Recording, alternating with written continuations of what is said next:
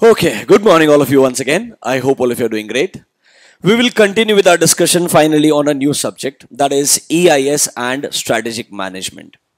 Now, before we really get started with the subject, let's understand exactly इस subject से आपको क्या expectation रखना चाहिए और ICAI ने आपसे क्या expectation रखा है. Most importantly, so we have two parts in this subject. One is EIS, that is Enterprise Information System, and second part is your strategic management.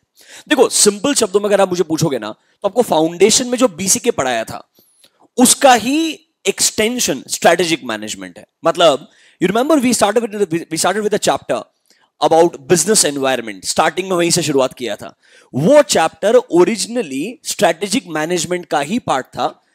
उसको वहां से निकाल करके उन्होंने फाउंडेशन में इंक्लूड किया ताकि आपको थोड़ा इंट्रोडक्शन मिले एंड उसके बेसिस के ऊपर पूरा स्ट्रेटेजिक मैनेजमेंट सब्जेक्ट है. Now there they will teach you some basics about business, what all different business strategies एक बिजनेस सोच सकता है अंडरटेक करने के लिए. अब देखो बिजनेस स्ट्रैटेजी एक ओपन एंडेड वर्ड है, समझ रहे हो मेरा बात. मतलब मे बी एक स्टैब्लिश कंपनी शायद एक ग्रोथ स्ट्रैटेजी की तरफ जाएगा, स्टेबिलिटी स्ट्रैटेजी वर्ड होता है उसकी तरफ जाएगा. एक बहुत ही जेट एयरवेज टाइप का कंपनी है या DHFL जो है वो सोचेगा टर्न अराउंड कर ले अपने आप को, समझ रहे हो मेरा बात, या मे बी डाइवेस्टमेंट करने के बारे में सोचेगा. तो स्ट्रैटेजिक मैनेजमेंट में आपको बेसिकली एक बिजनेस के अंदर क्या क्या अलग अलग स्ट्रैटेजिक ऑप्शंस होते हैं, उनको आप कैसे यूज कर सकते हैं, कैसे इंप्लीमेंट करेंगे, वो सीखने को मिलेगा.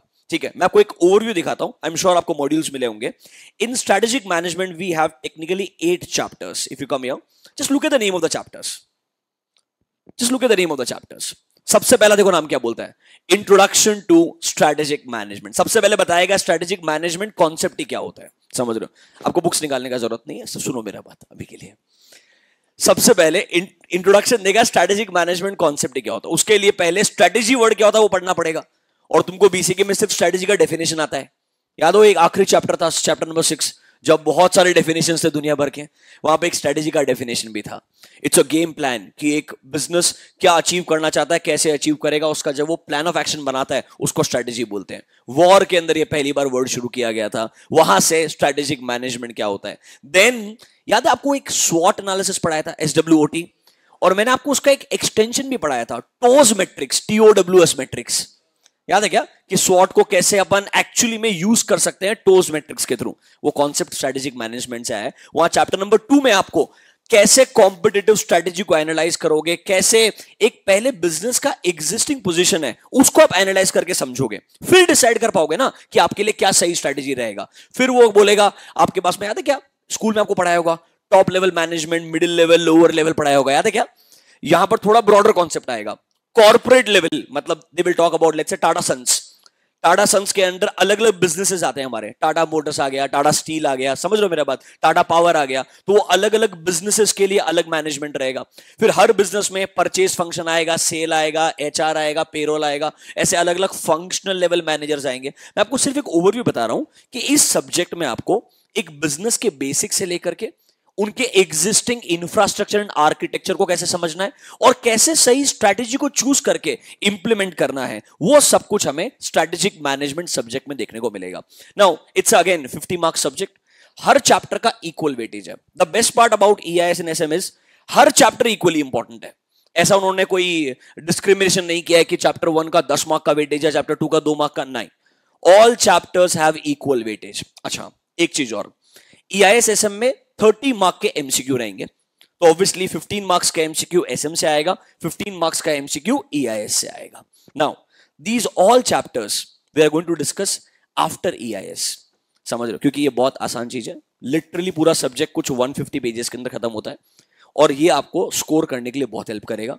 बट इस सब्जेक्ट का एक प्रॉब्लम है, जो चीज आपको बहुत आसान लगती है वो आपको लगता है ये तो मैं खुद ही कर लेगा और मैं अपने मन के हिसाब से लिख के आ जाएगा.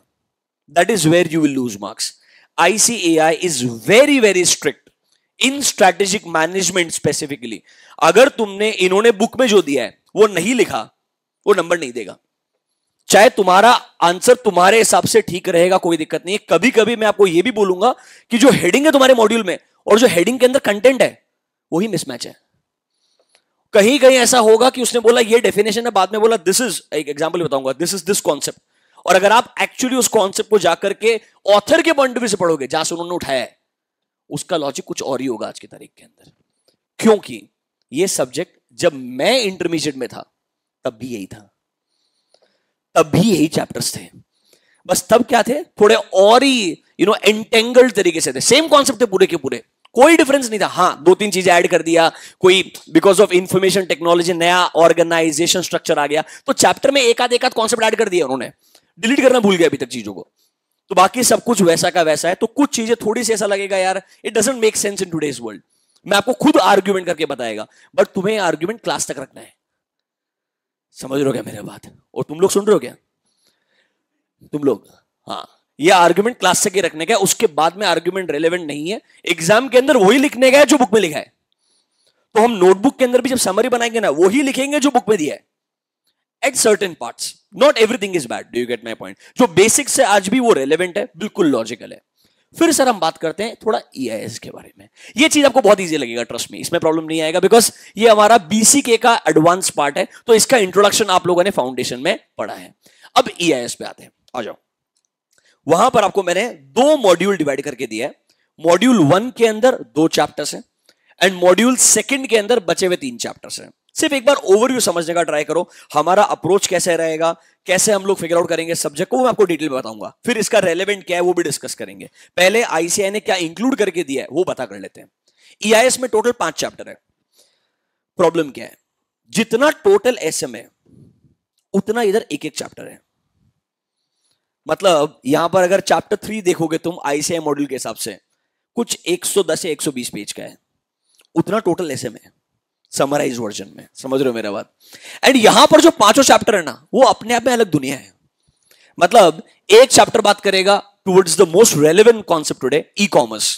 Like I am sure all of us जिस तरीके से हम अपनी जिंदगी जीते थे आज के 1.5 साल पहले एंड टुडे, चाहे वो एक वेजिटेबल्स कंज्यूम करना हो गया या फॉर एग्जांपल बेसिक चीजें घर पे ऑर्डर करना हो गया, बेसिक नेसेसिटी होम एनवायरनमेंट के लिए, like all of us have used lot of e commerce platforms rather, do you get my point, all of us have learned the essential need of digital payments today. तो digital payment क्या है, e commerce की दुनिया कैसे traditional commerce से अलग है, there is an entire chapter on that, that is the most relevant chapter in today's time, जो आप पढ़ के बहुत इजीली रिलेट कर पाओगे।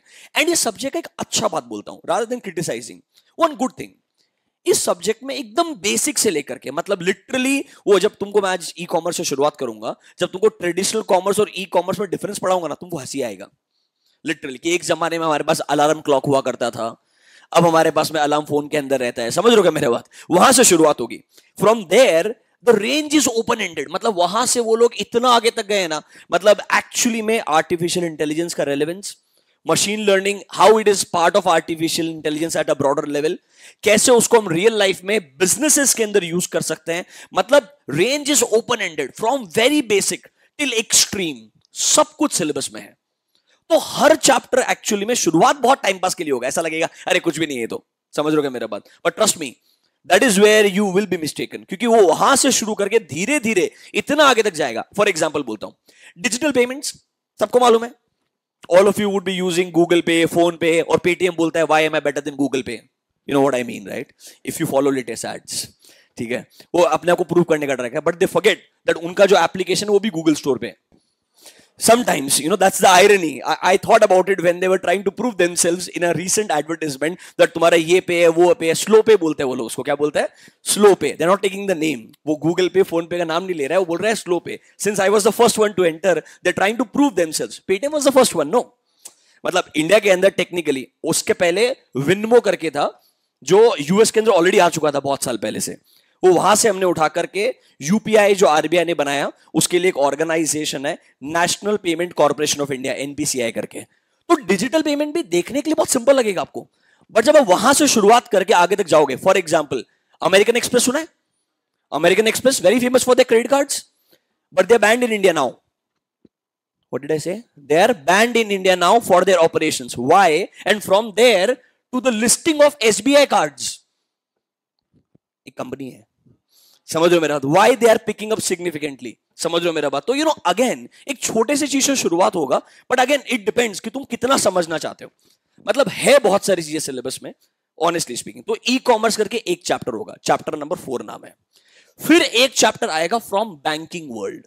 Now Think about any bank around you. HDFC Bank, ICICI Bank, Punjab National Bank. Don't laugh, but they're doing good.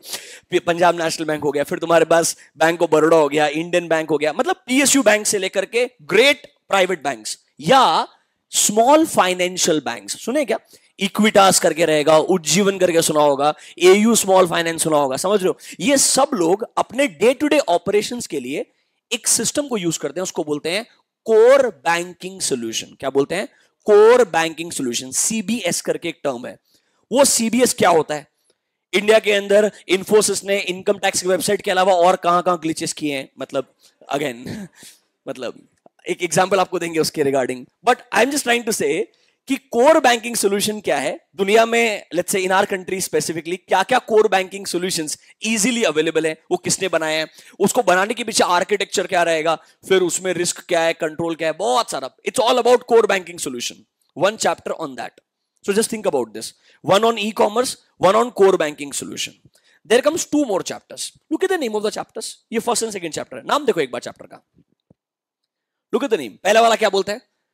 Automated business processes. तो यहां पर आपको याद है क्या? कॉस्टिंग में परचेस प्रोसेस पढ़ा होगा. पढ़ा है क्या परचेस प्रोसेस? उसको पता है क्या? एक थोड़ा फैंसी टर्म भी दे सकते हैं. Purchase process can also be called as procurement to pay. क्या बोल सकते हैं? P2P process. परचेस प्रोसेस पढ़ा है कॉस्टिंग में सब लोगों ने?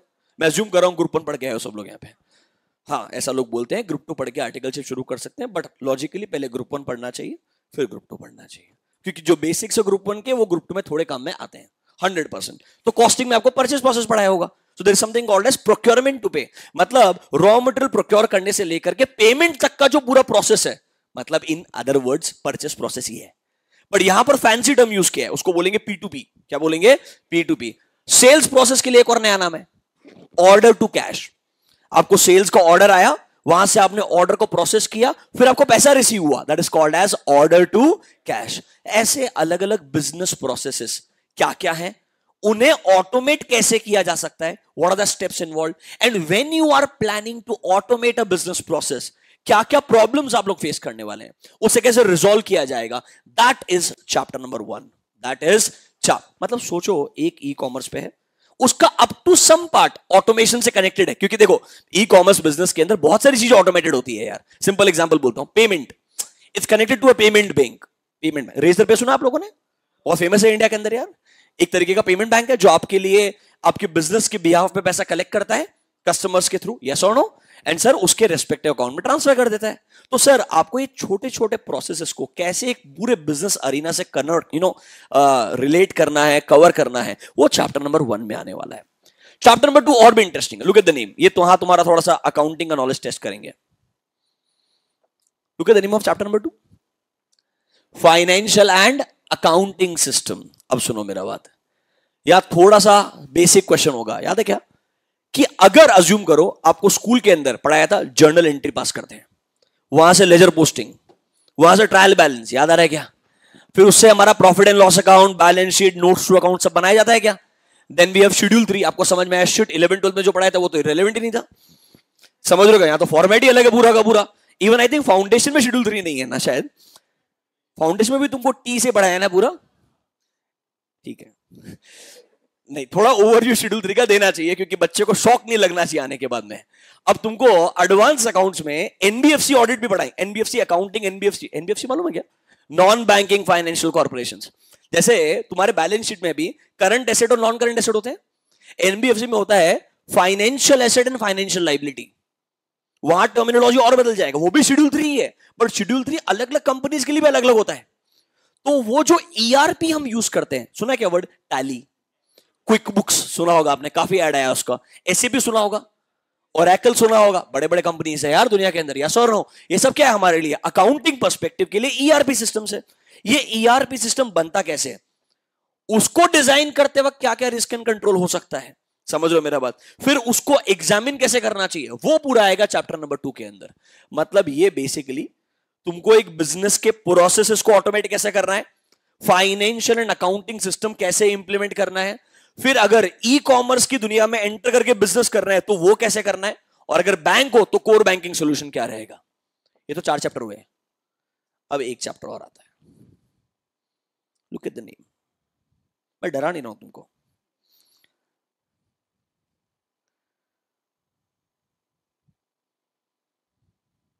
ये एकमात्र चैप्टर है जो उन्होंने पुराने में सिलेबस में एक आईटी करके, तो this subject used to be called as ITSM once upon a time, वो आईटी से जो चैप्टर उठाया ना वो चैप्टर नंबर 3 है. Look at the name, information systems and it's components. यहां शुरुआत होगा हार्डवेयर क्या होता है, सॉफ्टवेयर क्या होता है, अलग अलग हमारे पास में हार्डवेयर डिवाइसेस क्या क्या हो सकते हैं. फिर there is something called as DBMS. पढ़ा है क्या तुम में से किसी को स्कूल में? Did you have anyone from CBSE board और आईसीएसई बोर्ड हियर? तुमको एक इंफॉर्मेशन टेक्नोलॉजी करके सब्जेक्ट था क्या एज ऑप्शन? मैथ्स की जगह तुम ले सकते हो उसको. किसी ने लिया था क्या? कोई भी नहीं? कोई एक दो बच्चा तो रहेगा यार ऑनलाइन. अच्छा है, 2-3 बच्चे हैं. वहां पर आपको एसक्यूएल क्या होता है, structured query language, database management system क्या होता है, आरडीबीएमएस क्या होता है, वो सब वहां से उठाया है. तो डोंट वरी, अगर तुमने वहां मिस कर दिया तो तुमको यहां सीखने को मिलेगा. अगर तुम मुझे पूछोगे ना, ये चैप्टर नंबर 3 ना इतना ओपन एंडेड है. यहां पर एक कंप्यूटर क्या होता है वहां से लेकर के, लिटरली थैंकफुल उन्होंने कंप्यूटर का डेफिनेशन नहीं लिखा. समझ रहे हो मेरा बात? बस इनडायरेक्टली उसको बोला ये इंफॉर्मेशन सिस्टम है. क्या है? इंफॉर्मेशन सिस्टम है. वहां से लेकर के वो इतना दूर गया है, ट्रस्ट मी, कुछ चीजें आज इंडिया में एग्जिस्ट भी नहीं करती है. Let me give you an example. So there are some audit softwares, जो बोलता है एक कंपनी के इंफॉर्मेशन सिस्टम में ही मेरा ऑडिट सॉफ्टवेयर इंस्टॉल कर दो. कंपनी का एक एसएपी है, उसके अंदर ही मेरा ऑडिट सॉफ्टवेयर इंस्टॉल कर दो कि वहां एंट्री करते हो कोई गलती हो रही है, मेरा सॉफ्टवेयर वहीं कैच कर लेगा.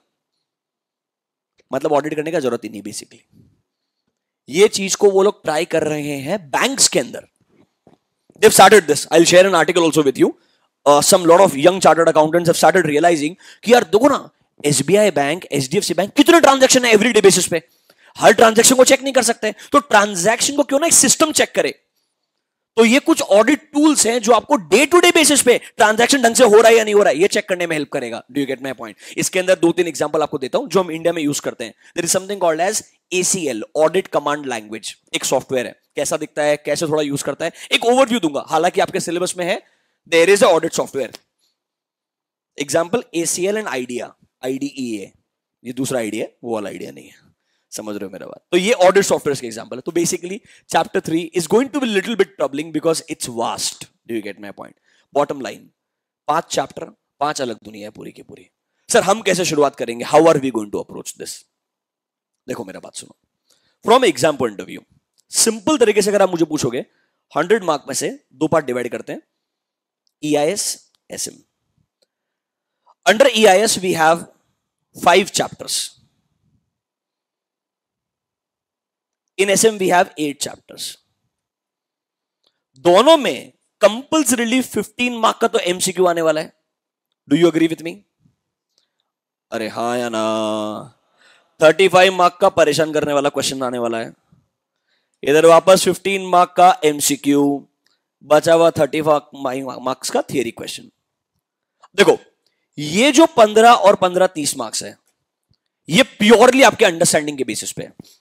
आईसीएआई ने रिसेंटली एक अच्छा काम किया. फाइनली जब से उन्होंने एमसीक्यू पैटर्न लाया ना, सब लोगों ने अपने हिसाब से, मेरे हिसाब से फिल इन द ब्लैंक्स वाला क्वेश्चन आएगा, मेरे हिसाब से केस स्टडी बेस्ड क्वेश्चन, सब ने अपने अपने इंटरप्रिटेशंस लगाए. आईसीएआई ने जो पूछा वो अलग ही था. वो सिंपली जो आपका सिलेबस है ना उससे रिलेटेड था. अगर आपको आपके सिलेबस में पढ़ाया ऑडिट सॉफ्टवेयर करके कॉन्सेप्ट है और ये एग्जांपल्स हैं, इन एग्जांपल को यूज कैसे करते हैं अगर आप वो आपको सिखा दिया है तो उससे रिलेटेड एक केस स्टडी बनाएगा और पूछेगा यहां पर कौन सा वाला सॉफ्टवेयर रेलेवेंट है. मतलब अगर आपको अच्छा अंडरस्टैंडिंग है of these entire 13 chapters, 30 marks के लिए आपको कोई और प्रिपरेशन करने का जरूरत नहीं है. कुछ क्वेश्चंस को प्रैक्टिस करने का जरूरत है. वो क्वेश्चंस मैंने नहीं बनाए हैं, आईसीएआई ने खुद इस बार एक डिटेल्ड पीडीएफ दिया है कि भाई ऐसे sample case study based questions रहेंगे. और मेरे को पता क्या लगता है, ये शुरुआत कब हुआ? मई 19 से. शुरुआत कब हुआ एमसीक्यू? मई 19 से. मई 19, नवंबर 19, मई 20 नहीं हुआ, नवंबर 20, जैन 21, यस और नो, और अभी नेक्स्ट अटेम्प्ट. मतलब एक 4-5 अटेम्प्ट हो चुका है. और हर एग्जाम के लिए वो लोग बहुत सारे एग्जामिनर से सेट ऑफ क्वेश्चंस मंगाते हैं. उनमें से कुछ एग्जाम में यूज करते हैं, कुछ यूज नहीं करते हैं. तो फाइनली अब उनके पास में अच्छे नंबर ऑफ क्वेश्चंस इकट्ठे हो गए. You know what I mean, right? इसीलिए वो पीडीएफ बन के आ गया है और अभी तक हम वेट कर रहे थे. That's my logical way of thinking. ठीक है, तो एक्चुअली में वो प्रोबेबल एग्जाम क्वेश्चंस हैं, वो अगर आप प्रैक्टिस करते हो और उनके साथ में अगर आप कंफर्टेबल हो, you are sorted about these 30 marks, about these 30 marks. अब सर हम बात करते हैं सर एसएम वाला 35 मार्क्स के बारे में। मेरी एक बात सुनना, ये 8 के 8 चैप्टर ना बहुत सिंपल है। अच्छा एक मिनट बेटा, फोन बंद कर देना, मेरे को पसंद नहीं है। तुम घर पे बैठे हो, फोन यूज कर रहे हो, देखो मेरे को बार बार गुस्सा करना चिल्लाना पसंद नहीं होगा।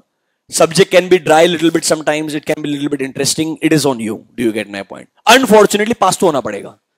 और तुमको एक बात बोलता हूं, अगर किसी एक सब्जेक्ट में फेल हुए, समझ लो मेरा बात, बाकी सब पास हो गए, कोई अच्छे फॉर्म में आर्टिकलशिप मिला, बाद में इतना दर्द होगा वो आपको पता नहीं है।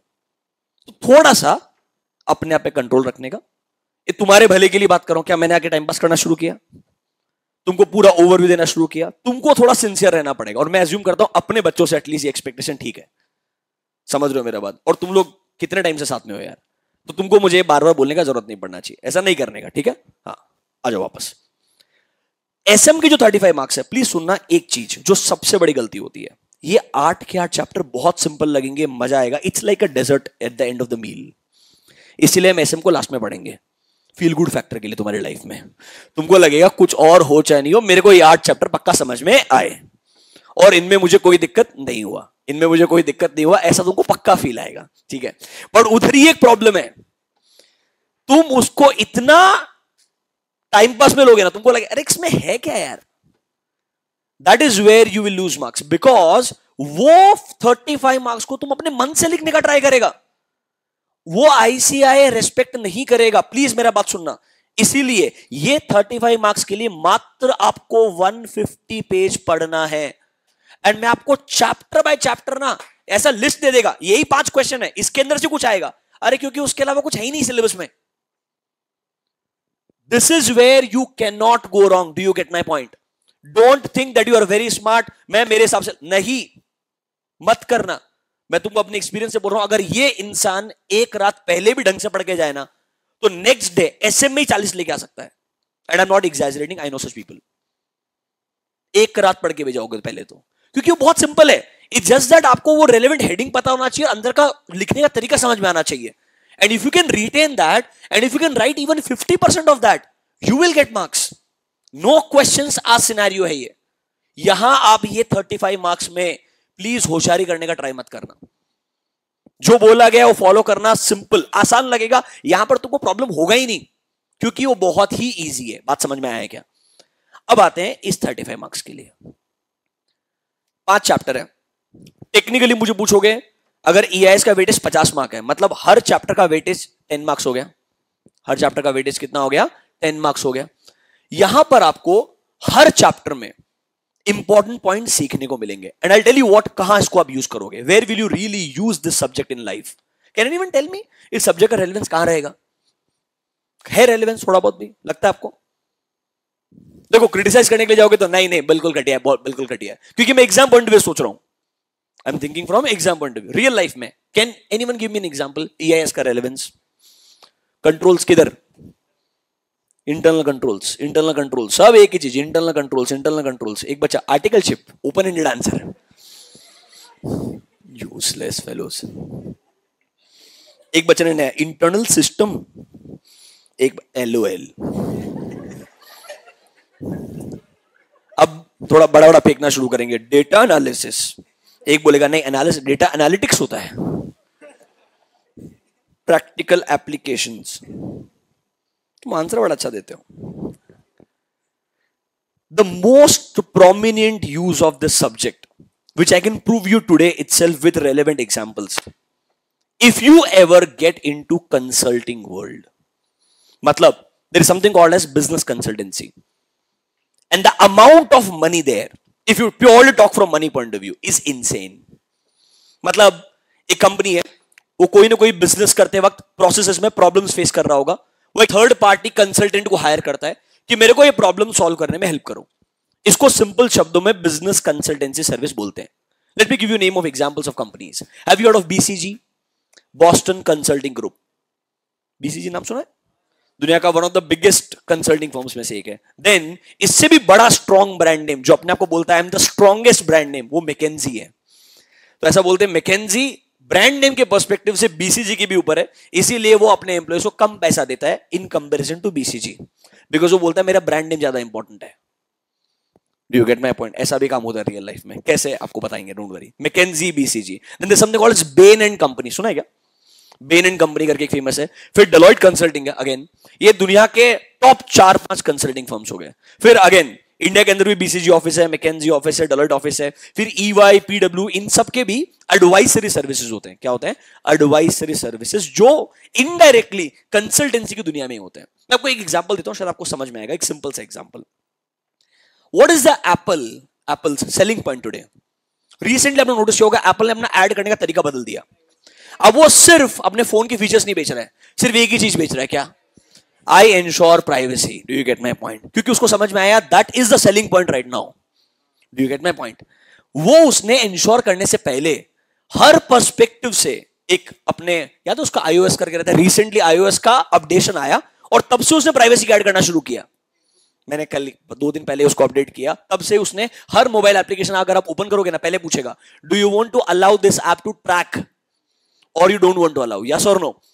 They would have done a lot of testing at the background to ensure कि ये exactly seamless तरीके से काम करेगा क्या on all the applications. And for this उनको बहुत सारा IT consultancy services लगा होगा। See, आपको लगेगा Apple को किसी का जरूरत नहीं है, सबको ऐसे ही लगता है, but just for your reference, Apple on a yearly basis $X billion खर्च करता है सिर्फ कंसल्टेंसी के ऊपर। बीसीजी, मैकेंजी, डेलॉयट, सब लोग उनको अलग अलग तरीके का कंसल्टेंसी प्रोवाइड करते हैं और उसके लिए वो एप्पल से पैसा चार्ज करते हैं। और एप्पल पता है एक खतरनाक काम और करता है। I personally know this situation, that is why I am telling you. A friend of mine used to work on an Apple project, Deloitte का एम्प्लॉई है। दे प्रोवाइडेड अ सर्विस, एक कॉन्ट्रैक्ट लाइफ साइकिल मैनेजमेंट करके रहता है, उसको apply किया। Apple को बंदा बहुत पसंद आया, तो एप्पल ने बोला मेरे को डेलॉयट नहीं, ये बंदा ही चाहिए। Do you get my point?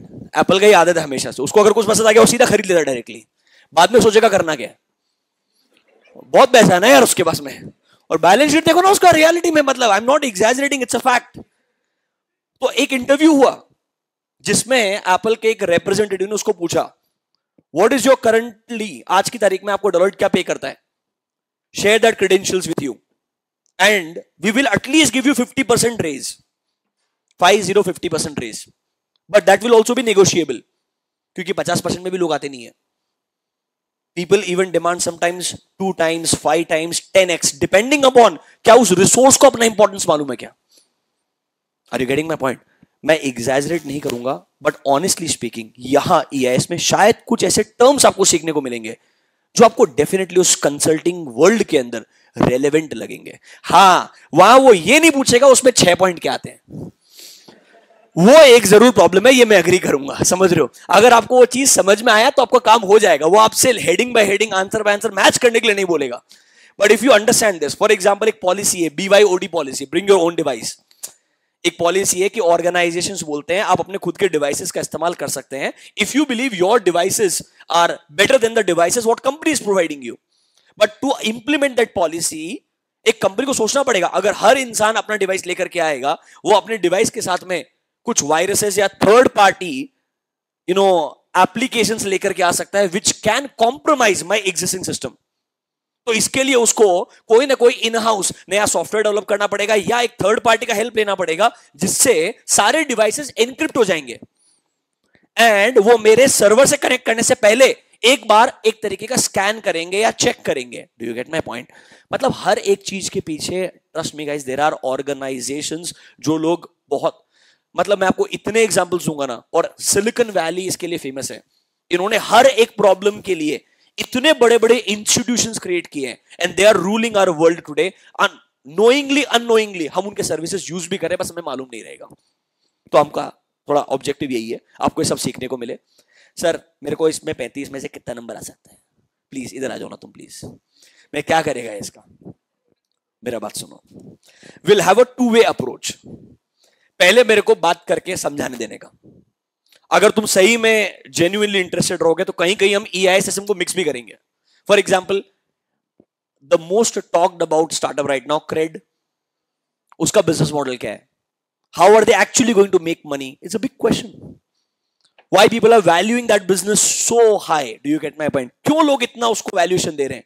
वो एग्जैक्टली पैसा कैसे अर्न करेगा? देखो, दोनों चीजों को मिक्स करके अगर आप सीखना चाहोगे, हम वो डिस्कशन करेंगे. एट द सेम टाइम मेरा आपसे एक एक्सपेक्टेशन है, मैं जब आपको बोलूंगा मेरे साथ में पढ़ो, हर एक इंपॉर्टेंट टॉपिक जो चैप्टर में आने वाला है उसका हम क्लास में समरी बनाते जाएंगे.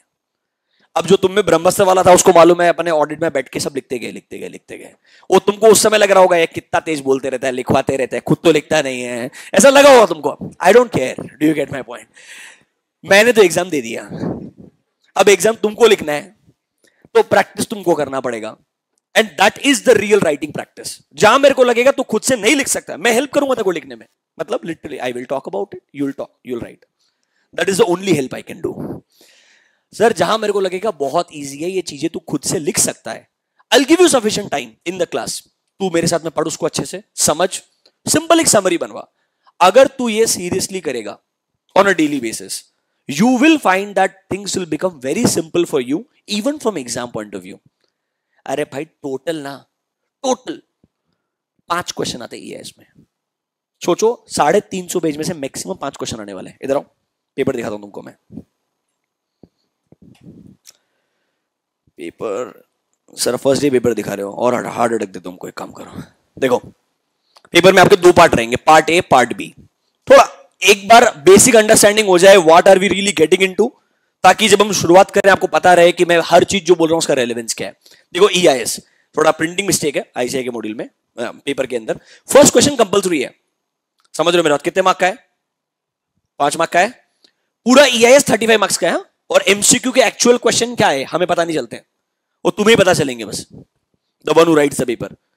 ICI never discloses the actual MCQ questions. आज तक के कोई भी अटेम्प्ट के एक्चुअल क्वेश्चंस बाहर नहीं है. हाँ, गूगल पे ढूंढोगे, किसी बच्चे ने फोटो खींच के डाल दिया होगा तो बात अलग है यार, समझ रहे हो? अपने को सब करने का नहीं है, समझ रहे हो? हाँ, तो सर 15 मार्क्स छोड़ दो, 35 मार्क्स में से पहला क्वेश्चन 5 मार्क का कंपलसरी है. यहां पर बेसिक डेफिनेशन पूछेगा. देखो आप नोटिस कर लो, वर्चुअल मेमोरी क्या होता है and sir how it is different from secondary memory. यही प्रॉब्लम है, तुमको आता सब कुछ है पर तुमको स्पेसिफिक डेफिनेशन नहीं आती होगी. ये चैप्टर 3 से क्वेश्चन है, याद है वो इंफॉर्मेशन सिस्टम वाला. रैम क्या होता है, रोम क्या होता है, प्राइमरी मेमोरी क्या है, सेकेंडरी मेमोरी क्या है, कैश मेमोरी क्या है, जो कैशे मेमोरी बोलते हैं बहुत सारे लोग, सुना होगा. हाँ, people call it cache memory, I call it cache memory. तो चैप्टर 3 में पढ़ेंगे वो. ये पहला क्वेश्चन कंपलसरी क्वेश्चन आ गया. अब उसके बाद देखो, हर क्वेश्चन 10 मार्क का रहेगा. क्वेश्चन नंबर 2 कितने मार्क का बोलो? ऐसे आपको क्वेश्चन नंबर 2, 3, 4, 5 बस टोटल 5 क्वेश्चन है. पहला वाला कंपलसरी हो गया. बाकी 4 में से कोई भी 3 क्वेश्चन आपको अटेम्प्ट करने. मतलब ये जो 3 क्वेश्चन रहेंगे 10-10 मार्क के रहेंगे, तो 30 + 5 35 मार्क्स. सेम चीज SM के लिए. मतलब लिटरली ये आपको एक फ्लोचार्ट बनाने के लिए पूछ लिया उसने क्वेश्चन, ठीक है? कितने मार्क्स का है? मैक्सिमम क्वेश्चन जो आ सकता है वो 6 नंबर का है. वापस देखना अगला क्वेश्चन. सर हमें बना पाएंगे फ्लोचार्ट? हाँ हाँ बिल्कुल, कॉन्फिडेंस रखो, सब होगा. 3 वापस 6 और 4. मतलब हर क्वेश्चन टेक्निकली आपको 10 मार्क के लिए ही मिलेगा. अरे कभी कभी तो ये पूछेगा यार मॉर्टगेज लोन क्या होता है, पढ़ाया हो? अच्छा FM पढ़ोगे तुम अभी धीरे धीरे. मतलब कभी कभी एडवांस अकाउंट FM वाला पार्ट भी पूछ लेगा. अरे RBI के फंक्शन क्या वो पूछा है कभी यार? क्यों पूछा मालूम है क्या? क्योंकि कोर बैंकिंग सॉल्यूशन चैप्टर में पहले बैंक क्या होता है वो बताया उन्होंने, और जब बैंक के बारे में बात करेंगे तो रेगुलेटर के बारे में बात करेंगे. तो उन्होंने कोर बैंकिंग सॉल्यूशन तो पूछा ही नहीं. RBI के फंक्शन से बता दो तुम कम से कम. चलो, I hope you are getting my point. तो एग्जाम पॉइंट ऑफ व्यू से टेंशन मत लेना यार. जो मैं तुमको बोलेगा तू तो समराइज करते जाएगा तो तू आराम से पास हो जाएगा. Literally passing is not a problem if you practice a little bit. तेरे को अगर लग रहा है इधर में ज्ञान बांटेगा, तू सुनेगा, थोड़ी देर सोएगा, थोड़ी देर जागेगा, थोड़ा इधर से देखेगा उधर देखेगा, सिलेबस खत्म हो जाएगा, फिर एग्जाम के एक दिन पहले मेरे को पूछेगा सर थोड़ा इंपॉर्टेंट बता दो ना, क्या क्या पढ़ लूं मैं, तो मेरे पास कोई आंसर नहीं है. हाँ, तेरे को बुरा ना लगे उस टाइम में मैं बोल दूंगा इसमें से ये इंपॉर्टेंट है, पर फर्स्ट डे भी मैंने वही बोला था और आखिरी दिन भी वही बोलने वाला हूं, क्योंकि अल्टीमेटली तेरे को सभी पढ़ना पड़ेगा. बात समझ में आया क्या? SM के अंदर भी सेम है बेटा. पहला क्वेश्चन कंपलसरी है, बाकी 10-10 मार्क के क्वेश्चन रहेंगे. सेम 3 क्वेश्चन अटेम्प्ट करने. मतलब एक क्वेश्चन में अगर 2 पार्ट भी कर दो तो मैक्सिमम जो क्वेश्चंस है इस 3 × 6 प्लस पहले क्वेश्चन के 2 पार्ट, मतलब 8 क्वेश्चन मैक्सिमम आंसर करने हैं आउट ऑफ 350 पेजेस. मतलब एक्चुअली एग्जाम पास करना आसान है अगर दिमाग से पढ़ाई करो तो। बात समझ में आया क्या? क्या आपको थोड़ा overview for EIS SM chapters कैसे रहने वाले हैं? अब हमारा अप्रोच क्या रहेगा, हम शुरुआत करेंगे with chapter, will start with, I tell you. अभी तक के लिए किसी को डाउट है क्या? मुझे पूछो, do you guys have any doubt? तुमको कोई डाउट है? नहीं सर, कोई चांस ही नहीं है। अच्छा, डाउट्स है तो रेलेवेंट लॉजिकल लगता है, अच्छे से पूछो, कोई दिक्कत वाला बात नहीं है। जहां आपको लग रहा है सर थोड़ा स्पीड तेज हो रहा है, डोंट वरी, तुम चाहोगे ऐसे सब्जेक्ट में स्पीड तेज ही रहे, वरना अगर मैं ऐसे रहा मस्त सोगे तुम, समझ रहे हो मेरा बात, जेन्युइनली। ठीक है, और तुम इतने से ही हो इधर तो मेरे को दिखेगा भी। और जो घर पे बैठ रहा है, EIS SM या ऑडिट का लेक्चर बेड पे ऐसे लेट के नहीं देखने का है, नहीं देखने का है, पहले बोल रहा हूं। तुम्हें पक्का नींद आएगा, कोई तुम्हें नहीं बचा सकता है। और ये माइक थोड़ा कल चेंज हो जाएगा, उसके बाद मैं इतना चिल्लाऊंगा, मैं मजाक नहीं कर रहा, वो आवाज आएगा ना, कान खराब हो जाएगा, बहुत तकलीफ होने वाला तुमको, बी प्रिपेयर्ड। ठीक है, should we get started? Finally शुरुआत करें, चलो। Will start with EIS chapter number 4 के साथ में शुरुआत करेंगे सबसे पहले। अरे थोड़ा तुमको सिंपल चैप्टर पढ़ाता हूं, वरना तुम पहले से रोना शुरू कर दोगे डे 1 से। Sir are we suppose to रट्टोफाई? पहले दिन से यूजलेस क्वेश्चन पूछना शुरू। मैं बताऊंगा क्या करने का, तू क्यों टेंशन ले रहा है? आधा प्रॉब्लम ये तुम टेंशन लेके अपने आप को खत्म कर देते हो पहले ही, मेरे से नहीं हो सकता है यार, ये बताऊंगा मैं, टेंशन मत लो। चलो let's start with chapter number 4। Book है तो अच्छा बात है, वरना आपको एक्चुअली में EIS के 2 मॉड्यूल मिले होंगे, फिर EIS SM का कंबाइंड एक क्वेश्चन आंसर मॉड्यूल मिला होगा, और SM का एक अलग से मॉड्यूल मिला होगा। और बुक का साइज देख के समझ में आ गया होगा SM इतना सही है, समझ रहे हो मेरा बात, और EIS कंबाइंड मिला के थोड़ा बड़ा साइज रहेगा। फिर ऑडिट में आपको मॉड्यूल 1, 2, 3 3 मॉड्यूल मिले होंगे। इसके अलावा आपको मैं 2 PDF दूंगा, एक PDF रहेगा ऑडिट के रिगार्डिंग, एक रहेगा EIS SM के रिगार्डिंग। वो PDF का ऑब्जेक्टिव क्या है, प्लीज एक मिनट के लिए सुनो, फिर हम शुरू करते हैं। आपको EIS SM के लिए एक अलग से PDF मिलेगा और ऑडिट के लिए अलग से PDF मिलेगा। वहां पर ICAI ने आज तक May 19 के बाद से एग्जाम्स में एक्चुअल क्वेश्चन क्या पूछे हैं, रेस्पेक्टिव मॉक टेस्ट पेपर्स जितने मेरे पास सेव्ड रहेंगे वहां पर क्या क्वेश्चन पूछे, मतलब एक्चुअली में जो ICAI के क्वेश्चंस एंड सजेस्टेड आंसर्स है वो रहने वाले हैं उस PDF में। वो आपको रेफरेंस के लिए दिया है, तुम किधर भी है, कोई भी चैप्टर तुमको पढ़ने का है, जनरल क्वेश्चन देखने का, तुम रेफर कर सकता है। जो हमारे पास क्वेश्चन आंसर मॉड्यूल में क्वेश्चंस है वो है पुराने क्वेश्चंस, प्लस जो मेरे हिसाब से आज तक नहीं आए वो मैंने इंक्लूड किए हैं। तो Q&A मॉड्यूल है रेफरेंस के लिए आपके पास में। उसके अलावा ICAI स्पेसिफिक ऑल क्वेश्चंस, और ICAI ने अपने मॉड्यूल में जो केस स्टडीज वगैरह दिए होंगे सब कुछ उठा करके तुमको एक PDF में मिल जाएगा। Chapter 1, all case studies at one place. Chapter 2, all case studies at one place. So once we are done with the chapter, go and refer that.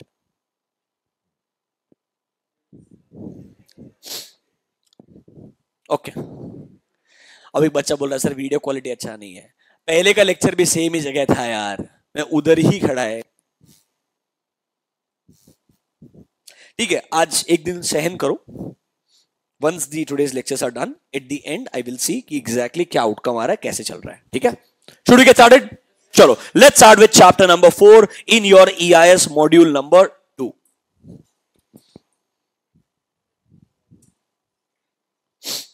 बहुत लाइफ चेंजिंग कॉन्सेप्ट आने वाला है तुम्हारे लिए, सही में ही है। ओके, पेज नंबर 4.1 रहना चाहिए, किधर है?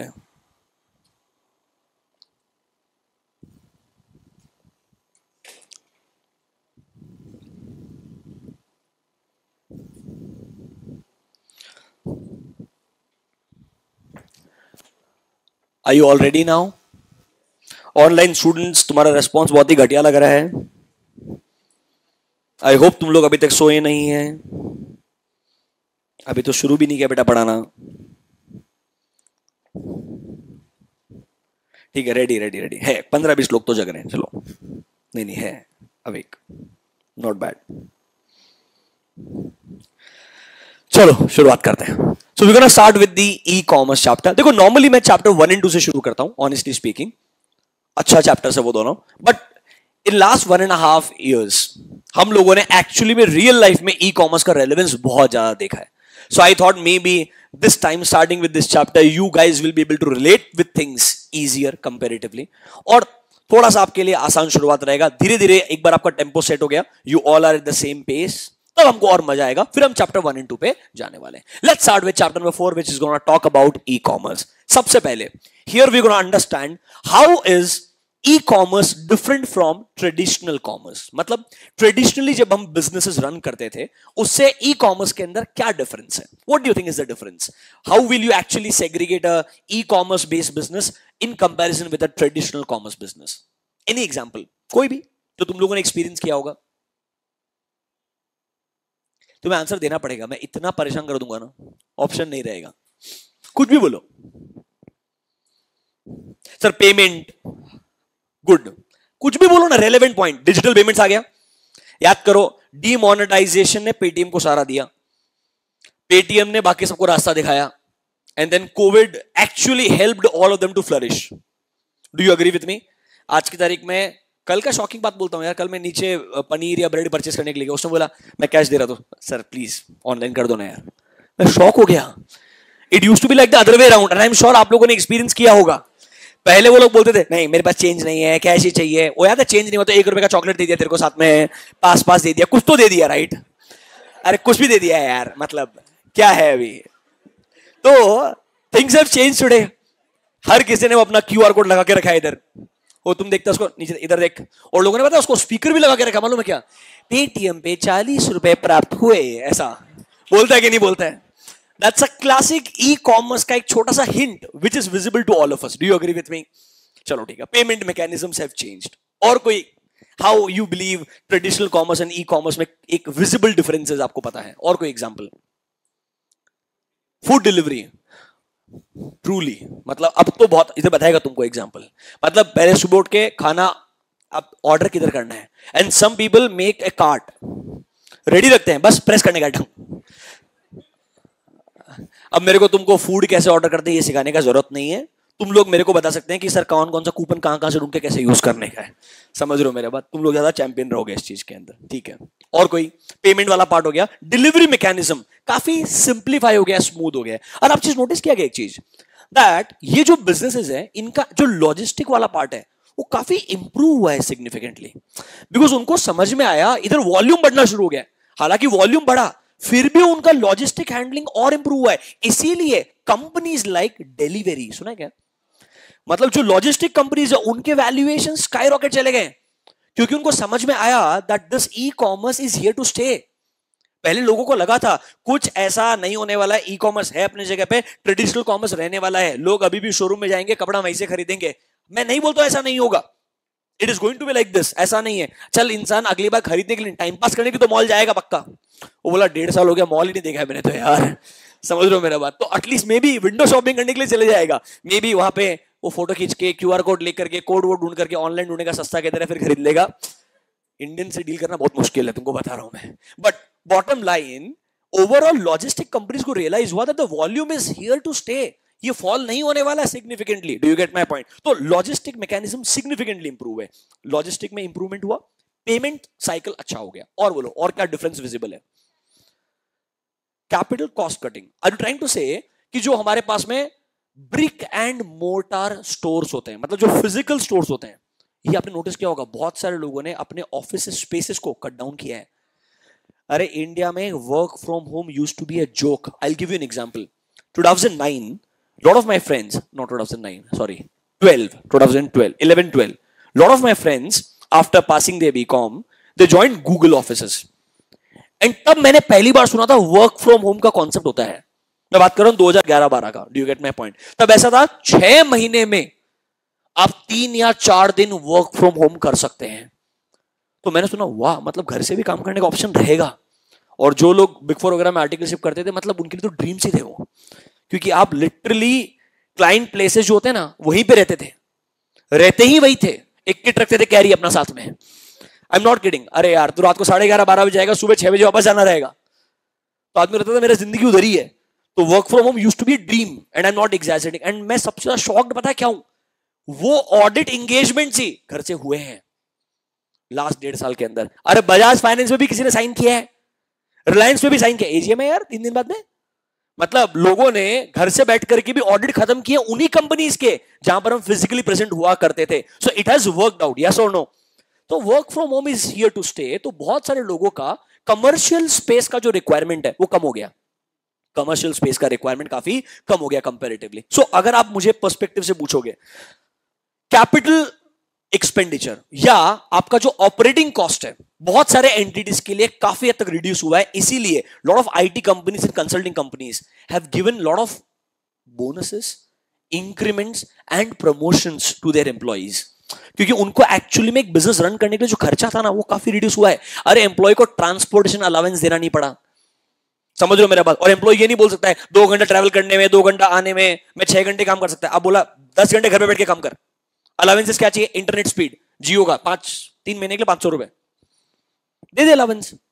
दिया इंटरनेट अलाउंसेस लोगों ने. कितना? 500 रुपए, 1000 रुपए, 2000 रुपए. But that is far lesser than my other operating cost.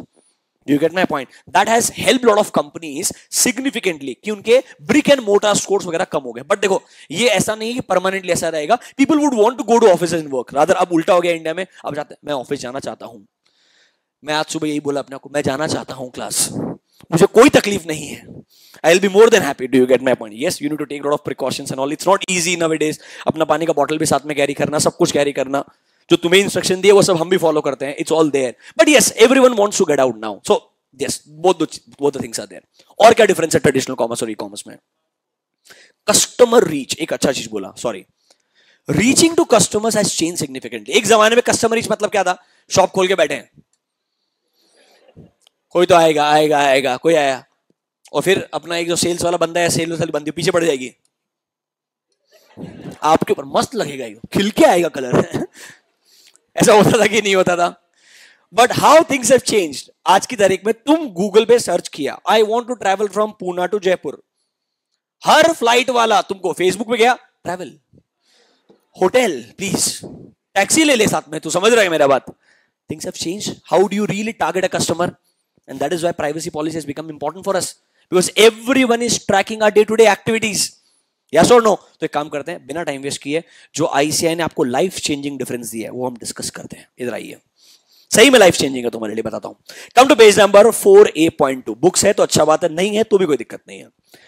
Traditional commerce and e commerce. देखो, the greatest changes due to technology हमको जो लास्ट 5 साल में देखने को मिलेगा. मैं बोलूंगा लास्ट 1 साल में जो चेंज मिले आप बेटर रिलेट कर पाओगे. Look at the first one, example of how technology has entered every aspect of human life. Look at the first one, wake up activity है ये, ठीक है? पहले alarm clock and snooze buttons, वो आज भी है.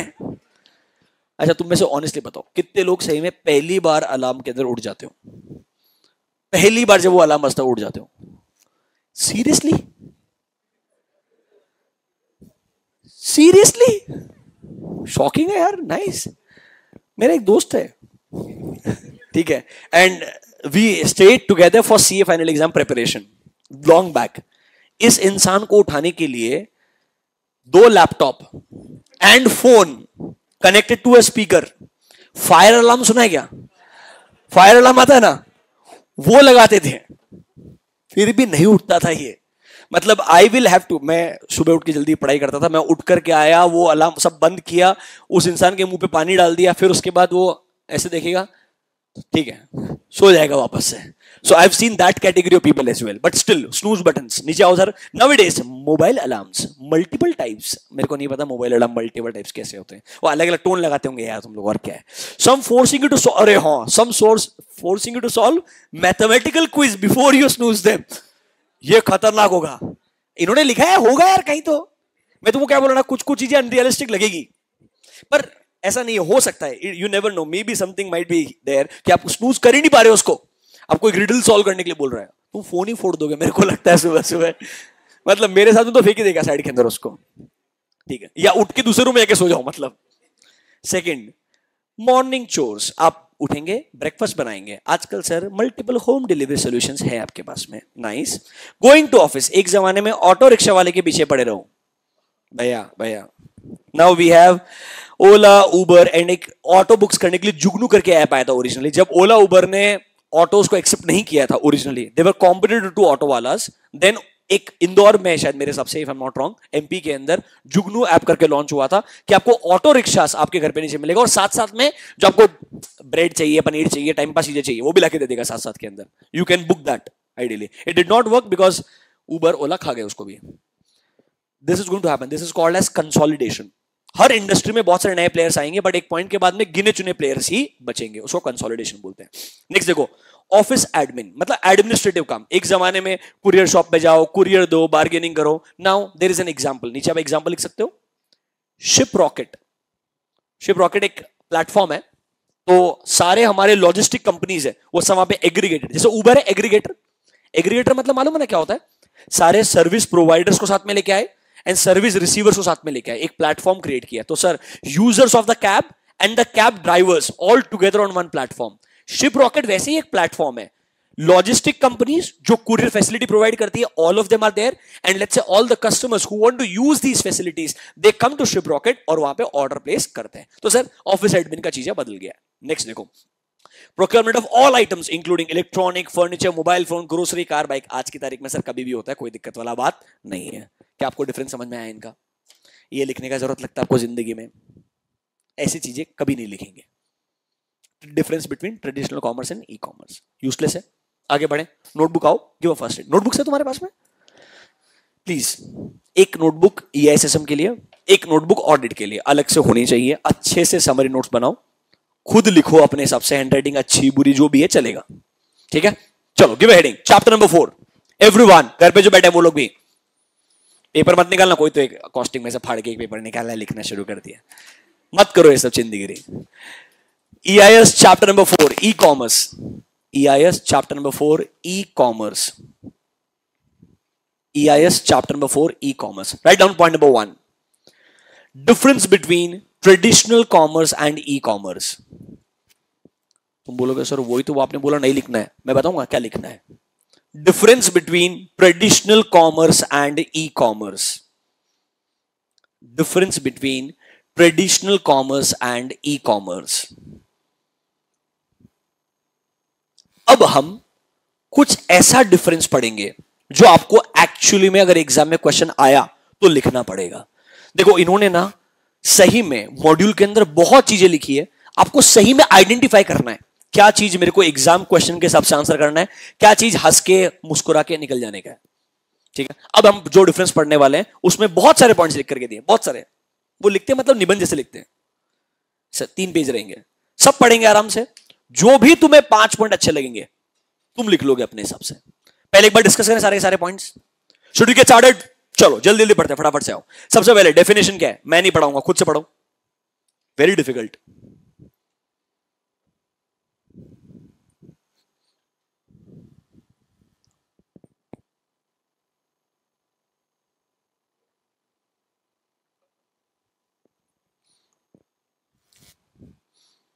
अरे इधर एक वर्ड आ गया बस.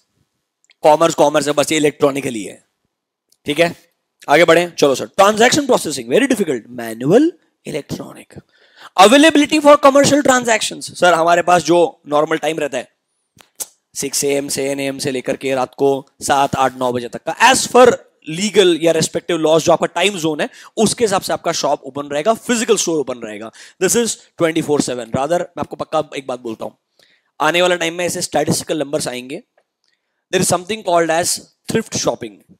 जो इंसान परेशान होकर के जल्दबाजी में कोई शॉपिंग करता है जिसकी उसको जरूरत नहीं होती है, सिर्फ पैसा बर्बाद करता है. ये सारा शॉपिंग ऑफिस के अंदर लंच ब्रेक में होता है. मॉर्निंग का फ्रस्ट्रेशन, कुछ खरीद लो, अच्छा लगेगा. समझ रहे हो मेरा बात? या काम खत्म करने के बाद रातों घर पे आओ, 10 बजे के बाद कोई काम नहीं है, कुछ शॉपिंग ही कर लेते हैं. So this is going to be a new statistical number. तुम बोलोगे सर हम रिलेट नहीं कर पा रहे. अच्छा है, करोगे थोड़े दिनों बाद पक्का से. This is going to happen rather in all metros. People working in all the MNCs, KPOs, BPOs. It's becoming a trend now that just to feel good about yourself in life, आपको लगता है कुछ नहीं तो कम से कम, आजकल ऐसा होता है ना, अगर तुमको अपने फ्रिज में खोल करके एक गलती से कैडबरी का पैकेट मिल गया तो भी अच्छा लगता है. रात को 12 बजे उठा, 1 बजे उठा, कुछ खाने के लिए समझ में नहीं आ रहा, तुमने खोला कुछ भी मिल गया तो अच्छा लगता है कि नहीं लगता है? Do you feel that or not? The same way, even in life, the shopping part, the trend is changing now. Rather, एक बात बोलता हूं, there is something called as revenge tourism and revenge shopping. एक नया concept है, मालूम है क्या तुमको ये चीज?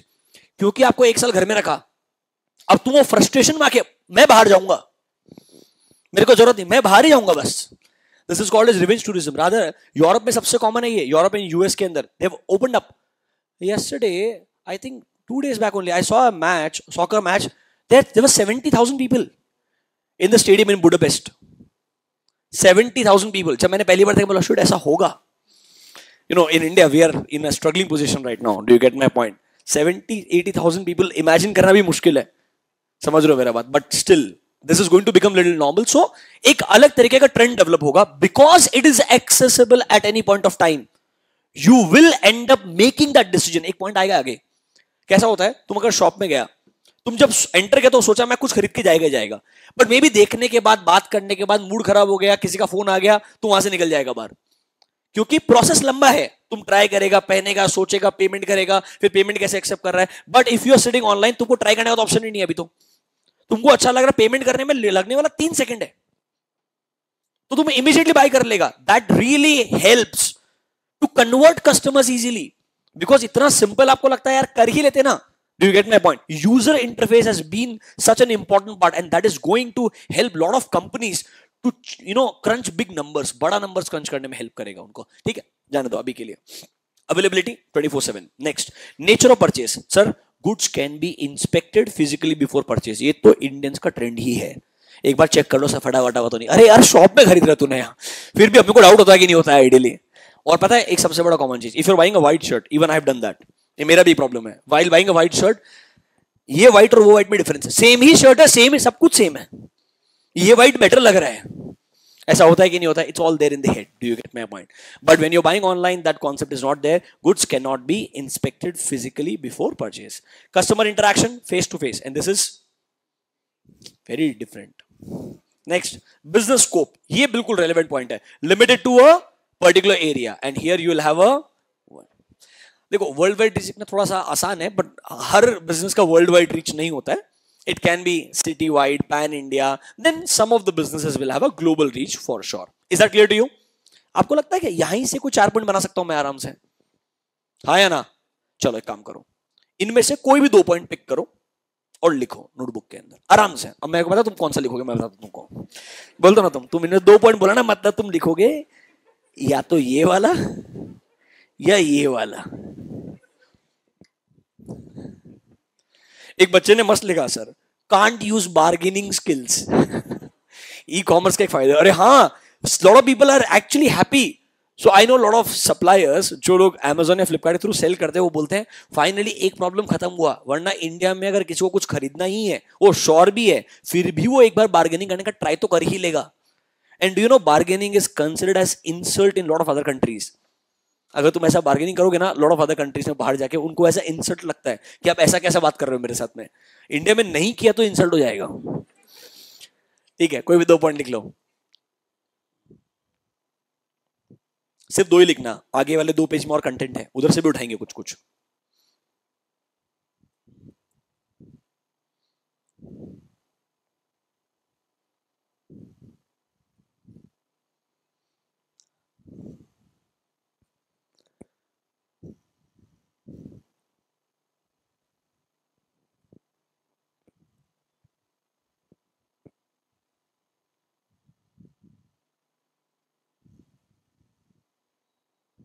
कॉपी किया?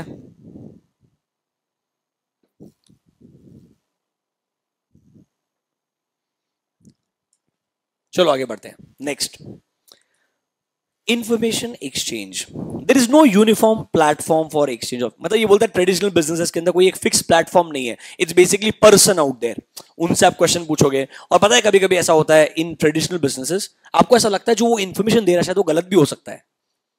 फॉर एग्जाम्पल, जैसे साइज के बारे में, वो एक इंसान के हिसाब से सोचता है, उसको सर 31 साइज दे दो, 32 दे दो, सर सेम ही होता है, कुछ ज्यादा डिफरेंस नहीं है। वो तुम्हारे मूड के हिसाब से आंसर दे देगा। और यहां पर ऑब्वियसली एक यूनिफॉर्म प्लेटफॉर्म है। याद है आपको, if buy anything on Myntra और something, they give you specific detail, ये जो मॉडल है उसका हाइट क्या है, ये शर्ट का लेंथ क्या रहने वाला है, मटेरियल क्या है, सब कुछ लिखते कि नहीं लिखते? क्योंकि नहीं लिखा तो इंफॉर्मेशन टेक्नोलॉजी एक्ट के तहत you can file a case against them कि उन्होंने आपको गलत इंफॉर्मेशन दिया, आपको इन्फ्लुएंस किया कोई प्रोडक्ट परचेज करने के लिए, और जो आपने सोचा था और जो एक्चुअल प्रोडक्ट आया उसमें डिफरेंस निकला comparatively. So these aspects have lot of legal scenarios which are applicable in today's world. That is why you have a act also, information technology act 2002 का आएगा, वो हम पढ़ेंगे. नीचे आओ. रिसोर्सेज फोकस, ये पॉइंट यूजलेस है. ये बोलता है ट्रेडिशनल कॉमर्स में फोकस डिमांड सप्लाई साइड में और यहां डिमांड साइड. अरे दोनों का फोकस दोनों साइड में होता है यार. मेरे को ये पॉइंट नहीं जमता है. I don't like this point. It is irrelevant according to me. You will focus on demand supply both. Obviously, चाहे वो कोई भी बिजनेस हो ना, क्या फर्क पड़ता है? It has to match. Next one, marketing. इसको होल्ड पे रखो, डिटेल में नीचे लिख करके दिया है. पेमेंट क्लियर है? What is UPCI?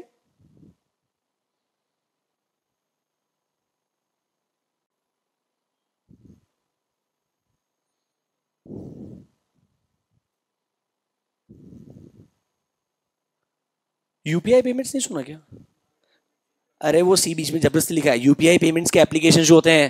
अरे गूगल पे उस पे काम करते हैं सब कुछ. ये बनाया एनपीसीआई ने है, national payment corporation of India. Delivery of goods instantly. यहां पर sir it can take time. इन्होंने एक एग्जांपल निकाल दिया. पहले एक एग्जांपल था, Amazon is planning delivery by drones. They are actually testing in US. Testing is a word. उन्होंने एग्जाम्पल लिख दिया था, Amazon has started delivering goods through drones. उन्होंने लिख दिया था. बट डिलीवरी वाला पॉइंट क्लियर है sir. nowadays bigbasket.com even gives you 60-minute delivery if I'm not wrong. 60 minutes और 90 minutes कुछ तो ऐसा रहेगा ना. ठीक है. Next, fraud. सो फ्रॉड करना बहुत कंपैरेटिवली आसान रहेगा क्या?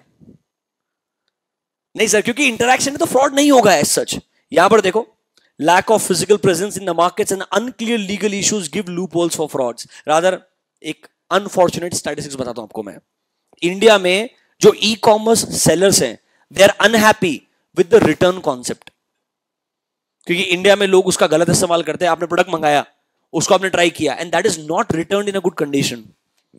इसीलिए उनको इतने नए कंट्रोल्स लगाने पड़ रहे हैं. आप अगर नोटिस करेंगे ना, मिंत्रा से अगर आपने कुछ मंगाया, when you are returning it, वो एक्चुअली चेक करता है प्रोडक्ट को पहले एक बार. ये उनका ड्यूटी बन गया है that they have to actually see whether it is in the right condition और not. Some people actually use it and then they give it back. People do that as well. So unfortunately this is not working well in our country. So yes, that problem is still there. Fraudulent scenarios can be possible. अब यहां पे आओ, ये कुछ नए points हैं. यहां पर एक सबसे पहले पॉइंट पढ़ते हैं, प्रॉफिट इंपैक्ट वाला. अब मुझे बताओ, if you compare a traditional commerce business with an e-commerce business, do you think the profitability can undergo significant change in the e-commerce world? क्या profitability बढ़ सकता है क्या e-commerce में? सबसे पहले तो world wide reach. Your target audience increases significantly, right? Number one. Number two, your operating cost can reduce significantly. क्योंकि सर सोचो ना, आपको यहां पर फिजिकल स्टोर रन करके, थिंक अबाउट दिस यार. एक जमाने में नाइकी, एडिडास, रिबॉक, इनके स्टोर्स एक जेम रोड पे हुआ करते थे एक जमाने में. आई थिंक दो stores are no more, if I am not wrong. अगर रहेंगे तो एक आध रहेंगे, एक आध खत्म हो गया होगा. The number of stores are coming down because they realise हमारा जो प्रोडक्ट है वो शायद ऑनलाइन इजीली ज्यादा बिकता है. And now people are opening experience stores. जैसे वन प्लस का ओरिजिनल स्टोर था ही नहीं इंडिया में, they used to sell online. But then they realise हमारा जो प्रोडक्ट है वो इतना एक्सपेंसिव है कि एक कस्टमर पहले शायद एक्सपीरियंस करना चाहेगा, उसके बारे में श्योर होना चाहेगा, फिर परचेस करना चाहेगा. तो उन्होंने जो एक्सपीरियंस स्टोर्स ओपन किए हैं, आई थिंक जेम रोड पे ओपन किया पूना के अंदर, हैदराबाद में एक बहुत बड़ा स्टोर है, बैंगलोर में एक बहुत बड़ा स्टोर है. वो स्टोर का ऑब्जेक्टिव रेवेन्यू लेके आना नहीं है, उसका ऑब्जेक्टिव है प्रेजेंस क्रिएट करना. दैट अगर किसी को वन प्लस का कोई प्रोडक्ट, चाहे टीवी हो गया, फोन हो गया, उसको एक्सपीरियंस करना है कि एग्जैक्टली ये प्रोडक्ट कैसा होने वाला है, तो मैं उस एक्सपीरियंस स्टोर पे जाऊंगा. व्हेन आई एम कंफर्टेबल, वो आपको बोलेगा भी नहीं यहीं से परचेस कर, परचेस किधर से भी कर. ये सिर्फ एक एक्सपीरियंस स्टोर बना के रखा है. बात समझ में आया क्या? So even that culture is picking up. But उसके अंदर भी कॉस्ट इतना नहीं होता बिकॉज आप पूरे शहर में एक स्टोर खोलोगे, or maybe if the city is big, maybe 2 or 3 stores. Do you get my point? You're not going to open 10 stores or 15 stores. तो मेरे लिए जो ऑपरेटिंग कॉस्ट है वो काफी सिग्निफिकेंटली कम हो गया है. प्लस ई कॉमर्स में मेरे प्रोसेसेस, एक वर्ड होता है बेटा, उसको बोलते हैं सप्लाई चेन मैनेजमेंट. सुना है क्या वर्ड? एक आपको ओवरव्यू देता हूं, सुनना. सप्लाई चेन मैनेजमेंट बहुत इंटरेस्टिंग कॉन्सेप्ट है, आगे आएगा, एसएम के अंदर आएगा, थोड़ा समझाता हूं आपको. कोई भी मैन्युफैक्चरिंग बिजनेस के पॉइंट ऑफ व्यू सोचना, हमारा बिजनेस प्रोसेस क्या है? याद है, इनबाउंड रॉ मटेरियल्स को लेकर के आओगे, convert that into final product, मतलब inbound processing, conversion of raw material into final product, then you pack the final product properly and then you deliver it, yes और नो? तो inbound processing, outbound, plus customer relationship services. अगर customer को ये product use कैसे करना है समझ में नहीं आ रहा है, वारंटी रिगार्डिंग कोई क्लैरिटी चाहिए या कोई कंप्लेन करना है, तो उसके लिए हमारे पास में कस्टमर रिलेशनशिप मैनेजमेंट रहता है। इतना ही होता था पहले। But now if you ask me, supply chain management ये कॉन्सेप्ट और बड़ा कर रहा है। मुझे बताओ, nowadays when you buy smartphones, जब आप कोई एप्पल का इवेंट देखते हो या वन प्लस का इवेंट देखते हो, वो आपको पता है हर चीज बताता है। जैसे वन प्लस ने रिसेंटली एक कैमरा कंपनी के साथ में कोलैबोरेशन किया, I forgot the name of the company, हाँ हैज़नब्लैक, हाँ, जो कैमरास बनाते हैं पर वो बहुत ही प्रीमियम और बहुत ही अलग लेवल के कैमरास बनाते हैं। हालांकि लोगों ने क्रिटिसाइज किया बाद में कि वैसे कैमरे का फील हमारे को वन प्लस के नए फोन में आया ही नहीं। रादर जो बहुत सारे टेक्निकल एक्सपर्ट उन्होंने बोला सिर्फ नाम, branding, it's like a strategic alliance for the brand name.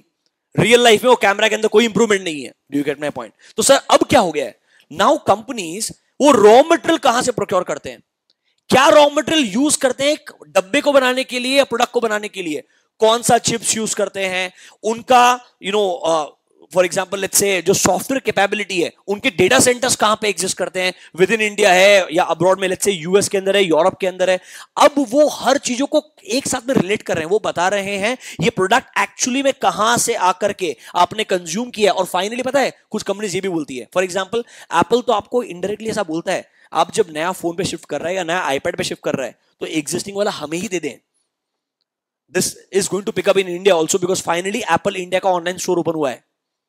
अभी तक एप्पल इंडिया का ऑनलाइन स्टोर नहीं था इंडिया में, ये ड्यूरिंग कोविड टाइम आया है, पहले एग्जिस्ट नहीं करता था। But in US it's a very common ecosystem, क्या वहीं जाओगे पुराना आईपैड या पुराना फोन उसको ही दोगे, क्योंकि वो उसको बेस्ट पॉसिबल तरीके से यूज करेगा। अब समझ लो क्या मेरा बात? तो हम सप्लाई चेन मैनेजमेंट में रॉ मटेरियल के प्रोक्योरमेंट से लेकर के finally disposal of that particular product, सब चीज को एक साथ में रिलेट करते हैं। मतलब सर अब ना कंपनीज प्रिडिक्ट कर सकती है कि जब मैं नया फोन लॉन्च करेगा आने वाले क्वार्टर में कितना डिमांड आएगा, उसके हिसाब से अकॉर्डिंगली अपने रॉ मटेरियल प्रोडक्शन को मैनेज कर पाएगा। मार्केटिंग के चैनल स्ट्रीमलाइन हो चुके हैं, because now they know that I don't have to reach out to people. याद करो ओप्पो वीवो एक स्टार्टिंग में इंडिया में पहुंचने के लिए क्या करते थे मालूम है क्या? तुमको हर छोटे शॉप के बाहर एक वो कुछ तो कार्टून जैसा लगाया, दो आदमी चिल्लाते रहते थे जोर जोर से, उनको लगाता है इंडिया, हाँ मैस्कॉट ऐसा लगाया। ऐसा होता था कि नहीं होता था? ओप्पो वीवो करते थे हर, और ऐसा लगता बाजू वाले शॉप में एक में ओप्पो वाला चिल्ला रहा है, एक में वीवो वाला चिल्ला रहा है, और वो बोलते कहते समझता भी नहीं था। समझ रहे हो मेरा बात? But now if you would have realised they are spending more money on the Instagram और सोशल मीडिया इन्फ्लुएंसर्स कि उनको ही फोन दे दो, उनका जो पब्लिक के पास रीच है वो डायरेक्टली मेरे को एक्सेसिबिलिटी दे देगा।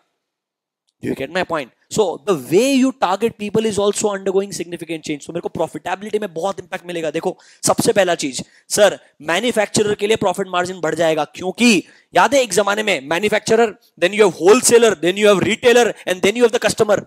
बीच के लोग खत्म हो गए ना पूरे के पूरे। Now you directly have Amazon और Flipkart and it's sold directly. Number 2, manufacturer can sell their products at a great discount to customers because they have fewer operational cost. ये एक इंटरेस्टिंग कॉन्सेप्ट है। पहले डिस्काउंट होता था कि पुराना प्रोडक्ट है इसलिए डिस्काउंट है, अब नया प्रोडक्ट आया, HDFC पे कैशबैक 5000 होता है कि नहीं होता है ऐसा? दे नीड एडिशनल सपोर्ट कि डे वन से ही डिस्काउंटिंग ऑप्शन दे, क्योंकि ओवरऑल ऑपरेटिंग कॉस्ट इतना कम हो गया है। पहले ऐसा था कि नया प्रोडक्ट डिस्काउंट कैसे दे सकते हैं? समझ रहे हो मेरा बात? अरे यार एप्पल जैसे प्रोडक्ट के ऊपर बोलता है नए आईपैड के ऊपर भी तेको 4000 HDFC कैशबैक मिल जाएगा, जबकि एप्पल ने जिंदगी में डिस्काउंट में कुछ नहीं बेचा फर्स्ट डे को। Are you getting my point? But the operational cost is reduced significantly. It's visible. That is why the discounting part is possible from day one. Third point, customers get better prices. Obviously, sir, ये तो logical point है, ये तो outcome है। तो profitability impact 100% visible है। यहां पर सारे कॉस्ट सेम है, यहां पर हमारा ऑपरेटिंग कॉस्ट सिग्निफिकेंटली रिड्यूस होता है, हमारा वॉल्यूम गेम बढ़ता है। तो यहां पर वॉल्यूम गेम भी है और मार्जिन गेम भी है, दो गेम होता है। वॉल्यूम गेम मतलब पहले 1000 चीज बना के बेचता था, अब मैं 1 लाख बना के बेचता हूं क्योंकि मेरा प्रेजेंस बढ़ गया है। मार्जिन गेम मतलब पहले 1000 बना के 20% मार्जिन था, अब 1 लाख बना के मेरा पर यूनिट जो मार्जिन है वो भी 25-30 हो गया है। तो मार्जिन गेन अलग मिल रहा है और वॉल्यूम गेन अलग मिल रहा है। समझा क्या? आ जाओ नोटबुक के अंदर कोई भी 2 पॉइंट निकालो, इसमें से कौन से 2 पॉइंट निकालोगे बोलो? मैं बोलता हूं, तुम तो उठाओगे सीधा मार्केटिंग। ये मैंने दोनों पढ़ा ही नहीं है, दोनों लिख नहीं सकते अभी। है आपको लिखना पड़ेगा प्रॉफिट इंपैक्ट।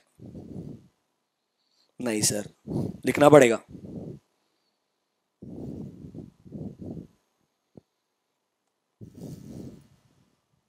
अच्छा, कौन सा वाला कॉलम कौन सा है पता है ना एटलीस्ट? ट्रेडिशनल कॉमर्स कौन सा है, ई कॉमर्स कौन सा है?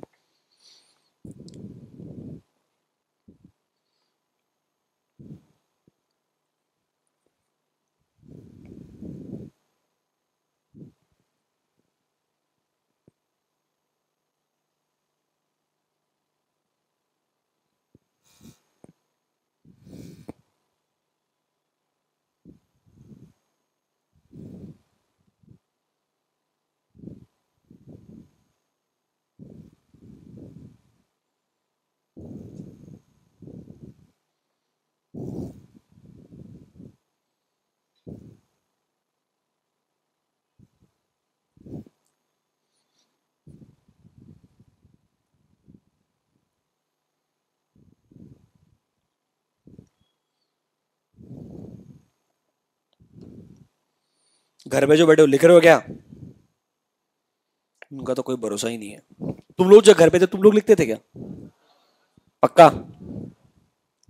या स्क्रीनशॉट स्क्रीनशॉट उधर भी?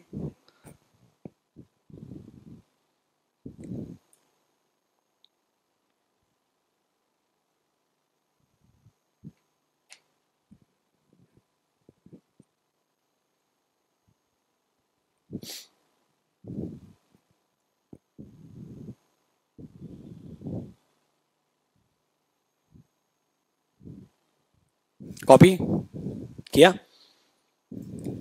लिटरली कॉपी कर रहे हो? एक बार पढ़ते हो ना बिना कॉपी करने से पहले? पढ़ते हो ना?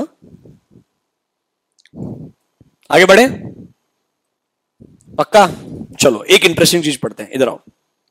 मार्केटिंग पढ़ेंगे। यहां पर तो एसएम के अंदर बहुत अच्छा कॉन्सेप्ट आएगा, टाइप्स ऑफ मार्केटिंग। पढ़ो जरा एक बार क्या बोलता है। क्या तुमको लॉजिकल डिफरेंस लगता है क्या ये? मेरे को डाउट आ रहा है।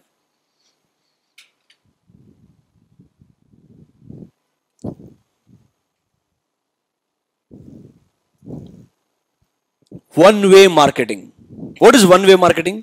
सर फिजिकल प्रेजेंस है उनका, पोटेंशियल कस्टमर डायरेक्टली आएगा, ज्यादा कुछ करने का जरूरत नहीं है। अरे तुमको मालूम होता ना कि ये स्टोर में ही मिलने वाला है नियर बाय, तो ये बोलता है वन वे मार्केटिंग है, कुछ स्पेशल मार्केटिंग करने का जरूरत नहीं है इनके हिसाब से।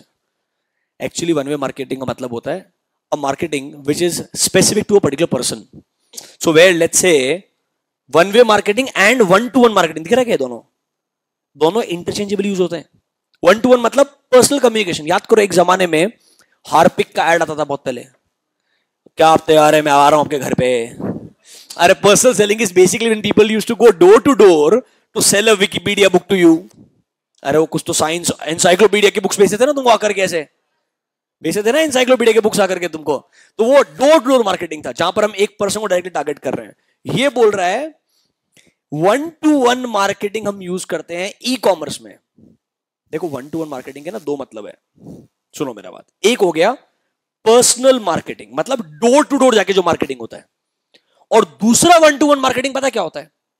जो आज हम करते हैं through data analytics, through data analytics tools. मतलब सुनो क्या होता है, मैंने आपको एग्जांपल दिया।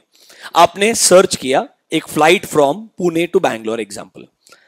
अब वो आपका सर्च हिस्ट्री, it is getting tracked on a daily basis because you search this.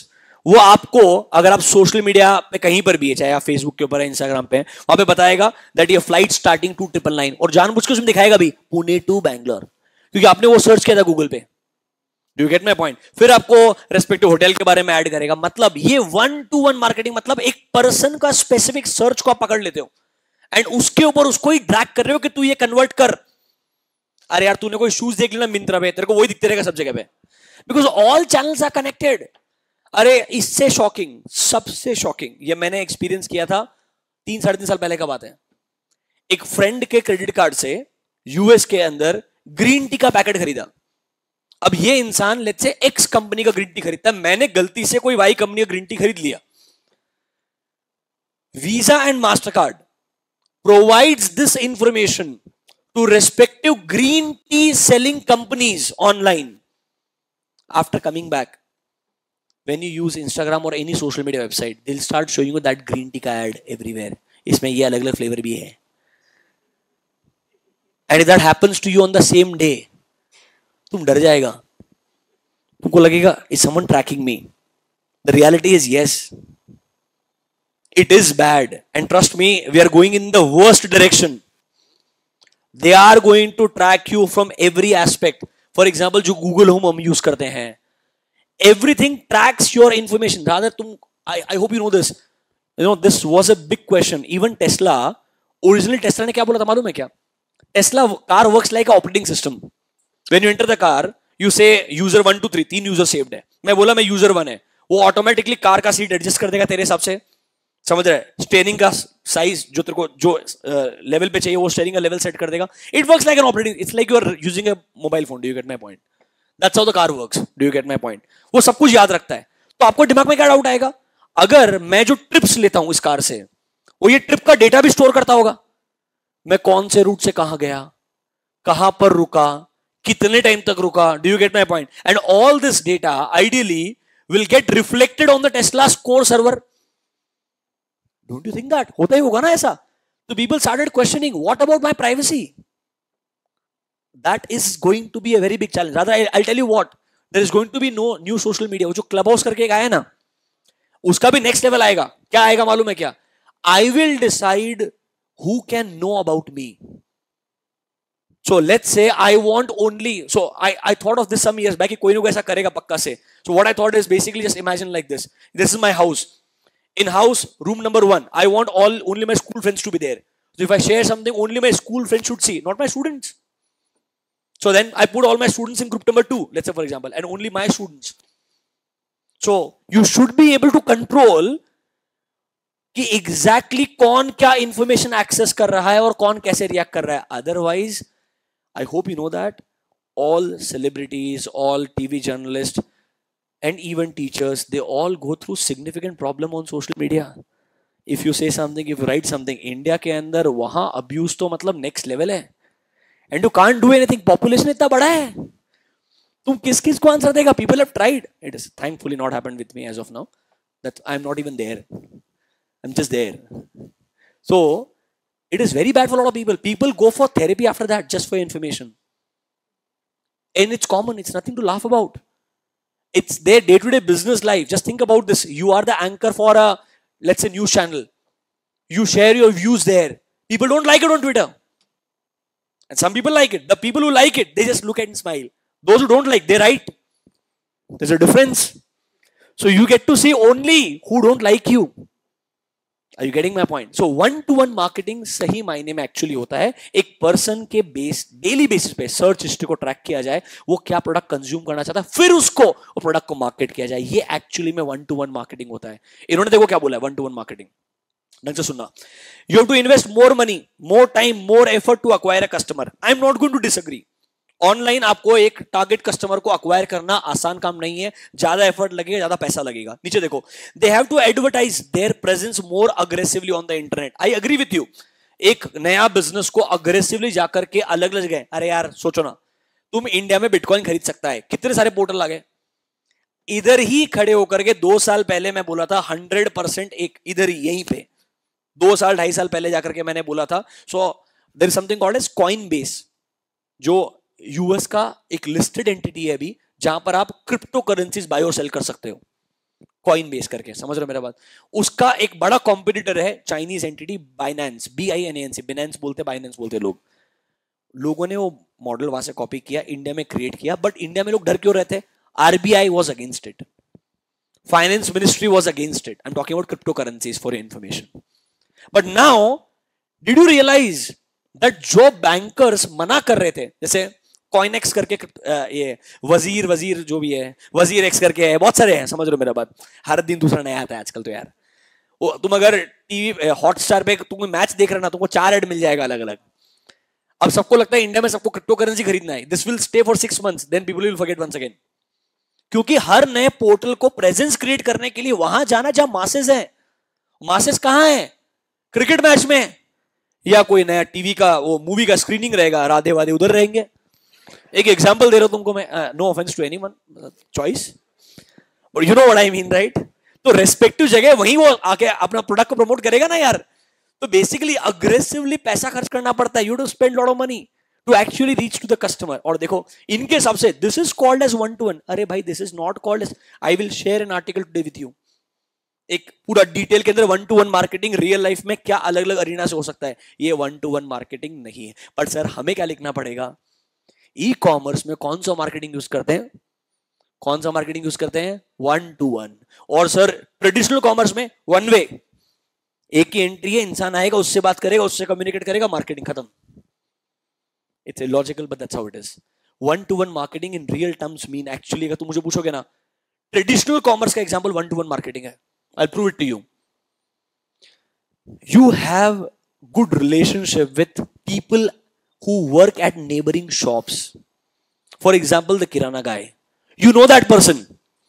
तुम अगर जाएगा उसको मालूम है तुम ब्राउन ब्रेड खरीदने वाला आदमी है, समझ रहे हैं, या तुम लेट्स से फॉर एग्जांपल वो खरीदेगा क्या बोलते हैं मल्टीग्रेन वाला ब्रेड।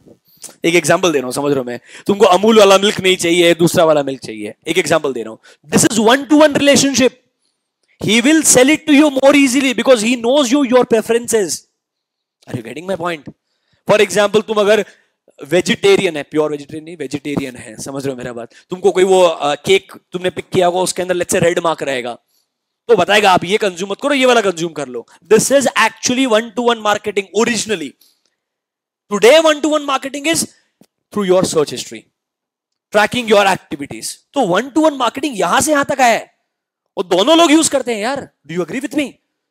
आप समझ रहे हो क्या मेरा बात? बट इनको डिसाइड हो गया इधर वन वे है इधर वन टू वन है, और उन्होंने डिफाइन भी नहीं किया क्यों ऐसा, और ये रिसेंटली इंक्लूड किया है। वो कभी कभी ऐसा होता है ना, मॉड्यूल्स में चेंजेस लाते रहते हैं, वो एक टेबल में 15-20 चीजें लिखी है, एक नया लिखूंगा, ये वो नया है। नोटबुक्स लिखो नेक्स्ट पॉइंट, नोटबुक्स लिखो नेक्स्ट पॉइंट, मैं बताता हूं आपको। बेसिस रहेगा मार्केटिंग टेक्निक, बेसिस के नीचे लिखो marketing technique, marketing technique. Under traditional commerce, write down, under traditional commerce, write down, traditional businesses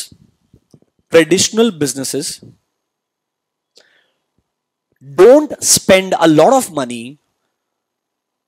traditional businesses don't spend a lot of money to acquire new customers,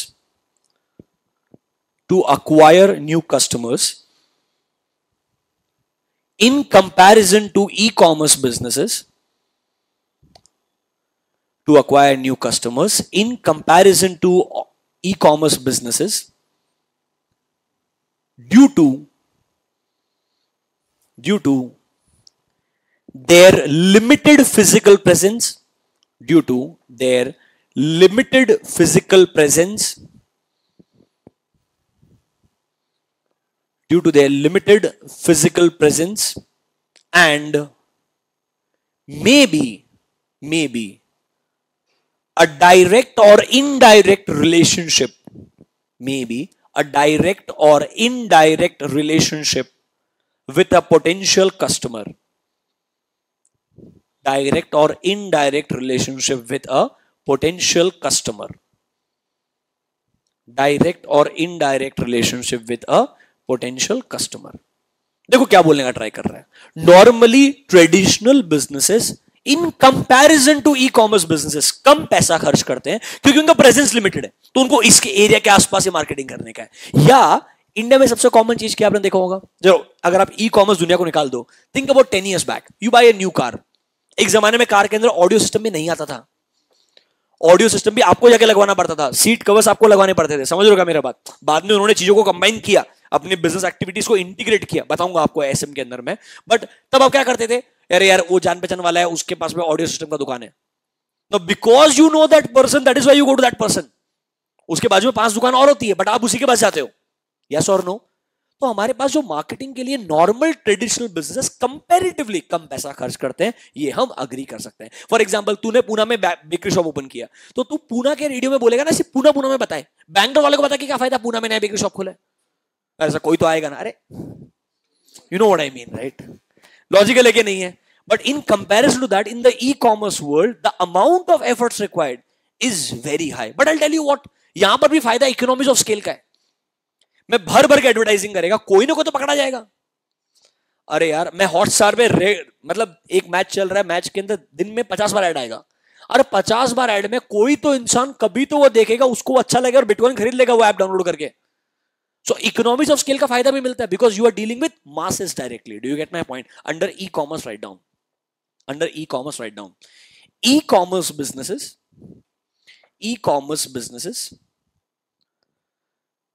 need to invest, e-commerce businesses need to invest more money, comma, time and effort, need to invest more money, time and effort to acquire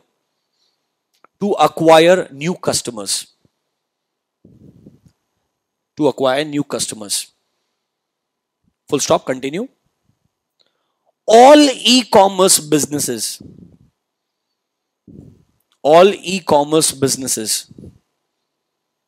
should be more aggressive,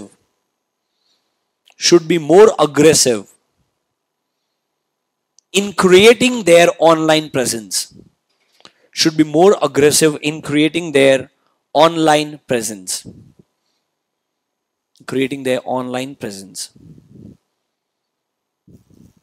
अब देखो मेरा बात सुनो. 6 महीने पहले chapter same था, concept same था. Module में क्या लिखा था? मार्केटिंग. इधर कौन सा? इतना ही लिखा हुआ था. 6 महीने बाद उन्होंने मॉड्यूल चेंज किया, इसको हटाया, मार्केटिंग वो का वही है, इतना इतना जो लिखना लिखा, लास्ट में लिख दिया दिस इज कॉल्ड, तुम भी लिख दो दिस इज कॉल्ड, डोंट जज me, if you want to I don't care. मैं क्या कर सकता है यार? This is called one way marketing and this is called one-to-one marketing. I have no clue how. नहीं सर, मेरे को लग रहा है तुमने तुम्हारे मॉड्यूल में ऐसे लिखा है, आईसीआई मॉड्यूल में ऐसा नहीं रहेगा. आ जाओ, ये आईसीआई मॉड्यूल है.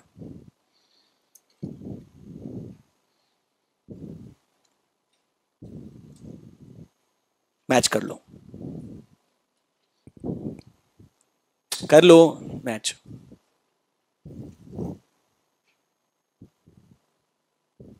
खुश? सर एक क्वेश्चन है, क्या मेरे को ऐसा पढ़ने के बाद में आईसीआई मॉड्यूल पढ़ना पड़ेगा कि एक बार? सब कुछ पढ़ने के बाद अपना क्लास मॉड्यूल खत्म करने बाद आईसीआई मॉड्यूल पढ़ना पड़ेगा कि एक बार? डू यू थिंक पढ़ना चाहिए आईसीआई मॉड्यूल एक बार? मैंने सब वहीं से कॉपी किया है यार, मैंने थोड़ी लिखा है सब वहीं से लिया है. हाँ, कुछ कुछ जो बहुत ही बढ़ गया होगा, ऐसा लग रहा है कि बिल्कुल ही रेलेवेंट नहीं है, उसको समराइज कर दिया होगा. पूरा चैप्टर उन्होंने पार्ट्स में डिवाइड नहीं किया, मैंने लॉजिकल पार्ट्स में डिवाइड कर दिया. ये जो मैंने बनाया रे part A B C D, ताकि तेरे को अच्छा लगे, आसान लगे, तेरे को लगेगा अच्छा इतने ही पार्ट है, चलो ठीक है, एक पार्ट तो खत्म हुआ, वरना चैप्टर खत्म ही नहीं होगा, चलते जाएगा. सोचो ना, अभी तक तो हम क्या पढ़ रहे हैं? Traditional commerce and e commerce में डिफरेंस पढ़ रहे हैं. तुमने सोचा था कि ऐसा जिंदगी में तुम्हारे साथ ऐसा होगा? मैंने भी नहीं सोचा था कि मेरे को पढ़ाना पड़ेगा. पढ़ देखो, और एग्जाम में 6 मार्क के लिए क्वेश्चन पूछा है ये 6 मार्क के लिए. अब तू सोच, अगर तू ये एग्जैक्ट पॉइंट ना लिखे वहां पे, तेरे को क्या मिलेगा? और तू अगर इसकी वजह से फेल हो गया, तेरा आर्टिकलशिप स्टार्ट नहीं हुआ, कितना बुरा लगेगा तेरे को जिंदगी में. This is not the right benchmark to जज you, but this is no option. तो अंडरस्टैंडिंग, समझना ठीक है, साथ साथ में लिखते भी जाने का, दोनों चीजों का बैलेंस स्ट्राइक करके रखो तो ही आपको फायदा होगा. Do you agree with me? कितने पॉइंट्स लिखे आपने, बोलो मेरे को. 4 पॉइंट लिखे क्या अभी तक? 4 ही लिखे क्या? चलो 2 पॉइंट और बचे, पढ़ते फटाफट से, जल्दी आओ. सर लोकेशन पढ़ते हैं, हमारे बुक में आ जाते हैं अपन अपने बुक के अंदर. चलो लोकेशन पढ़ते हैं, आ जाओ. बहुत डिफिकल्ट है, प्लीज खुद से पढ़ो. और एग्जांपल देखना, सबसे इंटरेस्टिंग चीज. अभी भी याहू के एग्जांपल चल रहे, जबकि बेचारा याहू नहीं चल रहा है.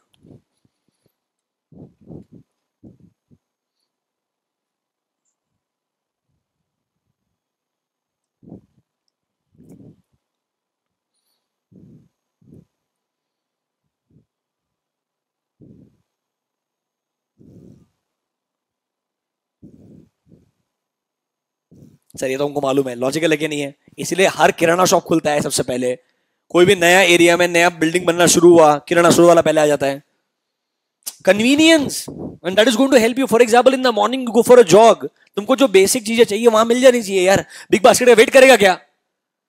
ठीक है वो करता है काम, but you know what I mean right. अभी अर्जेंसी है भाई, समझ रहे हो क्या मेरा बात? सर यहां पर देखो, it requires a market space. Online आपका जो प्रेजेंस है वो क्रिएट करना पड़ेगा. It is important that a website should be highly visible. आपको मालूम रहेगा आइडियली रेस्पेक्टिव वेबसाइट्स के अंदर गूगल भी सर्च के अंदर आपको ऊपर तब दिखाएगा जब एक्चुअली में ऑर्गेनिक तरीके से ज्यादा लोग आपके वेबसाइट पे दिया गया इंफॉर्मेशन को एक्सेस करना चाहते हैं. पर इसके लिए आप क्या करते हो? एडवर्टाइज करते हो थ्रू मल्टीपल चैनल्स. अपने वेबसाइट के लिंक मल्टीपल जगह पे पहुंचाते हो. आपने सबसे क्लासिक एग्जांपल देखा होगा, Virat Kohli doing ad with Puma, paid partnership with this, paid partnership with Pepsi. Yes और नो? एंड बॉटम लाइन आपको घुमा फिरा के वो कहां लेके जा रहा है? उनके वेबसाइट पे लेके जा रहा है या उनके प्रोडक्ट के ऊपर लेके जा रहा है? यस और no? That's basically creating your presence online, ताकि आप आसानी से. बेचारा टिकटॉक अभी इंडिया में एडवर्टाइजिंग नहीं करता है. मेरे को पता है हंसी कब आया, तो बुडापेस्ट वाला जब मैं मैच देख रहा था सॉकर वाला, तो वहां पे टिकटॉक टिकटॉक लिखा था सब जगह, पूरा का पूरा. समझ रहे? मेरे को लगा बुरा लगा इंडिया के लिए, मतलब आई मीन टिकटॉक के लिए. इंडिया के लिए क्या बुरा लगेगा, हम तो कॉपी के टकाटक बनाया ना मस्त एकदम. और मेरे को लगा उस टकाटक में कौन आएगा, पर अब बचा कौन जो नहीं आया. मतलब अपने लिए बात नहीं कर, I am talking about the celebrities. I thought at least they will understand कि ऐसा नहीं होना चाहिए. इसीलिए तो ट्विटर ने इंडियन गवर्नमेंट का बात सुना चुपचाप. देखा नहीं कि एक महीने पहले ट्विटर बोलता है ऐसा नहीं कर सकते, बाद में समझ में आया शिट इधर कुछ भी हम नहीं कर सकते. आई hope you get my point. इधर पॉपुलेशन है और वो चाहिए उसको. ऑब्वियसली हमारे पास सबसे बड़ा स्ट्रेंथ ही वही है और वीकनेस भी वही है. I hope you understand. स्वॉट के अंदर एक की चीज दोनों जगह आती है. जाने दो. अगर मैं सही बता रहा हूं, सोशल मीडिया वेबसाइट से अगर हमसे डर सकते हैं, मतलब हमारे पॉपुलेशन का पावर तो खतरनाक है. कुछ भी बोलो अल्टीमेटली हम यार किसी को भी ओवरनाइट 1 मिलियन फॉलोअर वाला इंसान बना सकते हैं. बस एक आंख मारना चाहिए अच्छे से. समझ रहे हो मेरा बात? It's about the way. It's possible right. We can do anything as a country. हमारे पास अलग लेवल का पावर है. चलो डजंट मैटर, नीचे आ जाओ. Let's talk about the size. Sir size के पर्सपेक्टिव से बोल रहे हैं, नॉर्मली ट्रेडिशनल कॉमर्स में जो बिजनेसेस रहते हैं. अब यार एक बात बोलता हूं, अगर आपका जो लोकेशन है उसके हिसाब से जितना उस एरिया का डिमांड रहेगा उसके हिसाब से तो आप इन्वेंट्री को मेंटेन करोगे, उतना ही बड़ा स्टोर ओपन करोगे. अगर मैं बोलता हूं डिमांड बहुत छोटा है, will you open a 5 story building? अरे ऑपरेटिंग कॉस्ट मैच ही नहीं होगा ना यार. So the size of a physical store will be dependent upon उस टारगेट मार्केट का एरिया का ओवरऑल डिमांड कितना है, कंजम्पशन कितना है, क्या वेराइटी का एक्सपेक्टेशन है वहां पे सर्वाइव करने के लिए. मतलब if you actually see Apple store may be let's say New York, it's going to be a different size altogether, and in comparison to Apple store if they open in India it's going to be a different way. Zara का store तुम compare कर लो, it depends. वो सोचता है मेरा उस area में actually demand कितना है, उसके हिसाब से. I tell you what, you will be shocked, even I did not know this. Lot of companies, I'll give you an example of Zara only. Okay, so Zara, there are some clothes, or let's say maybe their seasonal clothes जो वो निकालते हैं, वो शायद India में आते ही नहीं है. वो सिर्फ उनके उन रेस्पेक्टिव स्टोर्स पे जाते हैं जहां डिस्काउंट में कुछ नहीं आता है. So what they do is, let's say for example उनका एक नया कलेक्शन आया, एक एक्स कलेक्शन, वो ये कलेक्शन इंडिया में डायरेक्टली बेचेगा ही नहीं. वो पहले अपने लेट्स से रेस्पेक्टिव स्टोर्स जो यूएस के अंदर है, यूरोप के अंदर है, उन रेस्पेक्टिव स्टोर्स में बेचेगा सिर्फ बिकॉज वहां पे डिमांड ऐसा है. प्राइसिंग का जो मेरा पास प्रॉब्लम है वो है ही नहीं. वहां पे मेरे को अगर $400 का जैकेट बेचने का ना बिकेगा, $1000 का जैकेट बेचने का ना बिकेगा. अरे तुमको मैं क्या बता रहा है, people probably buy jackets worth $5,000-10,000 also. It's very normal, it's very normal. But वो उन स्टोर्स में बेचेगा वो चीज को, वो रेस्पेक्टिव दूसरे कंट्री के स्टोर में नहीं बेचेगा. फिर वो देखेगा वहां पे डिमांड कैसा आया. अब इन सब प्रोडक्ट्स में से कौन सा प्रोडक्ट सबसे ज्यादा चला, जो हिट हुआ, उसका मास कंजम्पशन करेगा, फिर वो बाकी स्टोर्स में लेके आएगा. That's how fast fashion brands work. This is the classic example of fast fashion brand strategies. By the way Louis Vuitton इन जो पूरा कंसोलिडेशन है ना, समझ रहे हो मेरे बात, वो ओवरऑल कंपनी दुनिया का one of the biggest companies में से एक है. The founder is for some days richer than Jeff Bezos also. Yes, just for your reference. So they have a huge market in the world. और हम भी बहुत अच्छा कंट्रीब्यूशन करते हैं, अच्छा कंट्रीब्यूशन करते हैं. चलो अभी के लिए साइज के बारे में. Sir the types of items, size of items, number of customers will influence the size of the store. Sir अगर आपको बहुत हेवी ट्रैफिक लगता है, वहां पे आएगा, बहुत सारे लोग आएंगे, तो भी बड़ा स्टोर बनेगा comparatively. In case of e commerce business, ideally अगर आप मुझे पूछोगे, ये डिपेंडेंट है आपके ऑनलाइन स्टोर पे कितना फुटफॉल आएगा, मतलब number of visitors to the website. अब विजिटर्स में भी ट्रैक करना पड़ता है, ये सिर्फ होम पेज पे आके प्रोडक्ट तक आ रहा है कि नहीं आ रहा है? सर होम पेज से आके प्रोडक्ट पे आ रहा है बट आगे नहीं बढ़ रहा है। क्या प्रोडक्ट से आगे पेमेंट तक जा रहा है क्या? और कितने लोग पेमेंट पे आके खत्म कर देते हैं या पे नहीं करते हैं? You have to keep tracking all this. Do you get my point? और अगर आपको लेट्स से फ्लिपकार्ट जैसे, याद है सबसे पहले फ्लिपकार्ट का जब बिग बिलियन डे आया था, मालूम है क्या हुआ था? The site crashed. They did not expect कि इतना ट्रैफिक आएगा, समझ रहे हो? Rather there is another theory which says the Amazon helped Flipkart to crash. So they directed lot of traffic to that website ताकि वो वेबसाइट ही crash हो जाए उस दिन के लिए, एंड इट फ्लॉप्स। तो फ्लिपकार्ट ने बिग बिलियन डे बनाया था, Amazon ने वीकली फेस्ट लाने शुरू किया। Amazon हमेशा एक दिन पे फोकस नहीं करता है, वो वीकली फेस्ट लेके आता है, समझ रहे हो मेरा बात? ये उस जमाने से राइवलरी चल रहा है। बट फ्लिपकार्ट ने ऑफिशियली हर इंसान जो उस दिन वेबसाइट पे था, रजिस्टर्ड यूजर, उसको ऑफिशियल ईमेल भेजा, अपॉलॉजी ईमेल, कि आपका एक्सपीरियंस बहुत बुरा रहा। एंड उसके बाद से हर बिग बिलियन डे पे उन्होंने एक्सपीरियंस को बेस्ट पॉसिबल इंश्योर किया है। हाँ मे बी प्रोसेसिंग में थोड़ा टाइम लगेगा बट वो साइट कभी क्रैश नहीं होगा। उसके बाद से आज तक कभी क्रैश नहीं हुआ क्योंकि उसको मालूम है मेरे को मेरा साइज जो है अप्रोक्सीमेटली उस तरीके से, जो सर्वर कैपेसिटी है, प्रोसेसिंग कैपेबिलिटी है, डेटा को रिट्रीव करके टाइमली दिखाने वाला जो कैपेसिटी है, वो सबको एनहेंस करना पड़ेगा। देखो क्या बोलता है, online stores expecting heavy traffics need enough bandwidth. For example, चलो मैं सोचना चाहता था एग्जांपल बोलना, फिर मैं the result day, processing power, the data storage capacity, and providing proper service to their customers. You need to evaluate that and accordingly keep your IT infrastructure up to date. I hope तुमको समझ गया। Notebook निकालो, एक last point लिख लो। कौन सा वाला लिखोगे? लोकेशन लिखोगे, साइज लिखोगे? बोलो बोलो कौन सा लिखोगे? लोकेशन है साइज दोनों ही बुरे हैं, कौन सा लिखोगे भाई? डिसाइड कर लो। साइज, चलो साइज वाला पॉइंट लिख लो। यहां पर सर डिपेंडेंट रहेगा कि ओवरऑल आपके पास ट्रैफिक कितना रहता है, चाहे वो डायरेक्टली फुटफॉल बेस्ड ट्रैफिक रहेगा, वैरायटी कितना रहेगा, उसके हिसाब से आप साइज ऑफ स्टोर को डिटरमाइन करने वाले हो।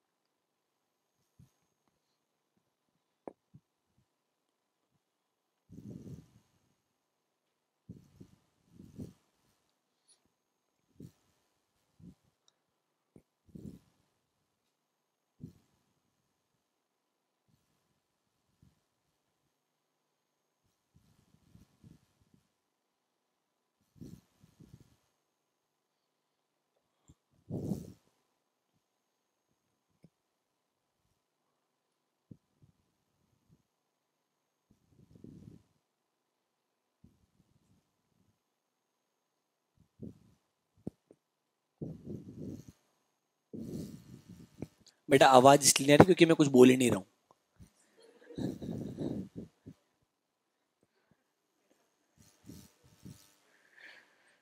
हे Ram,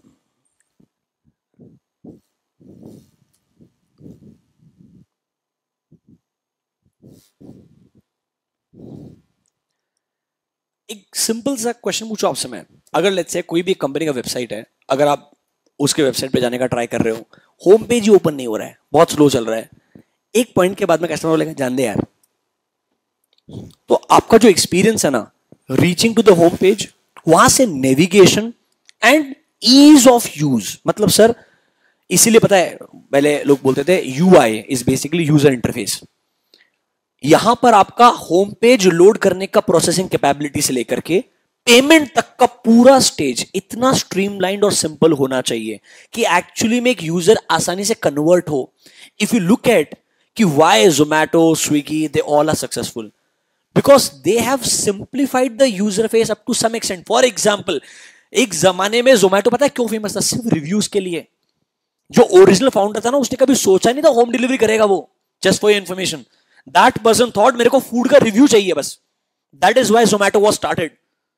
that is where it all started. Think about this.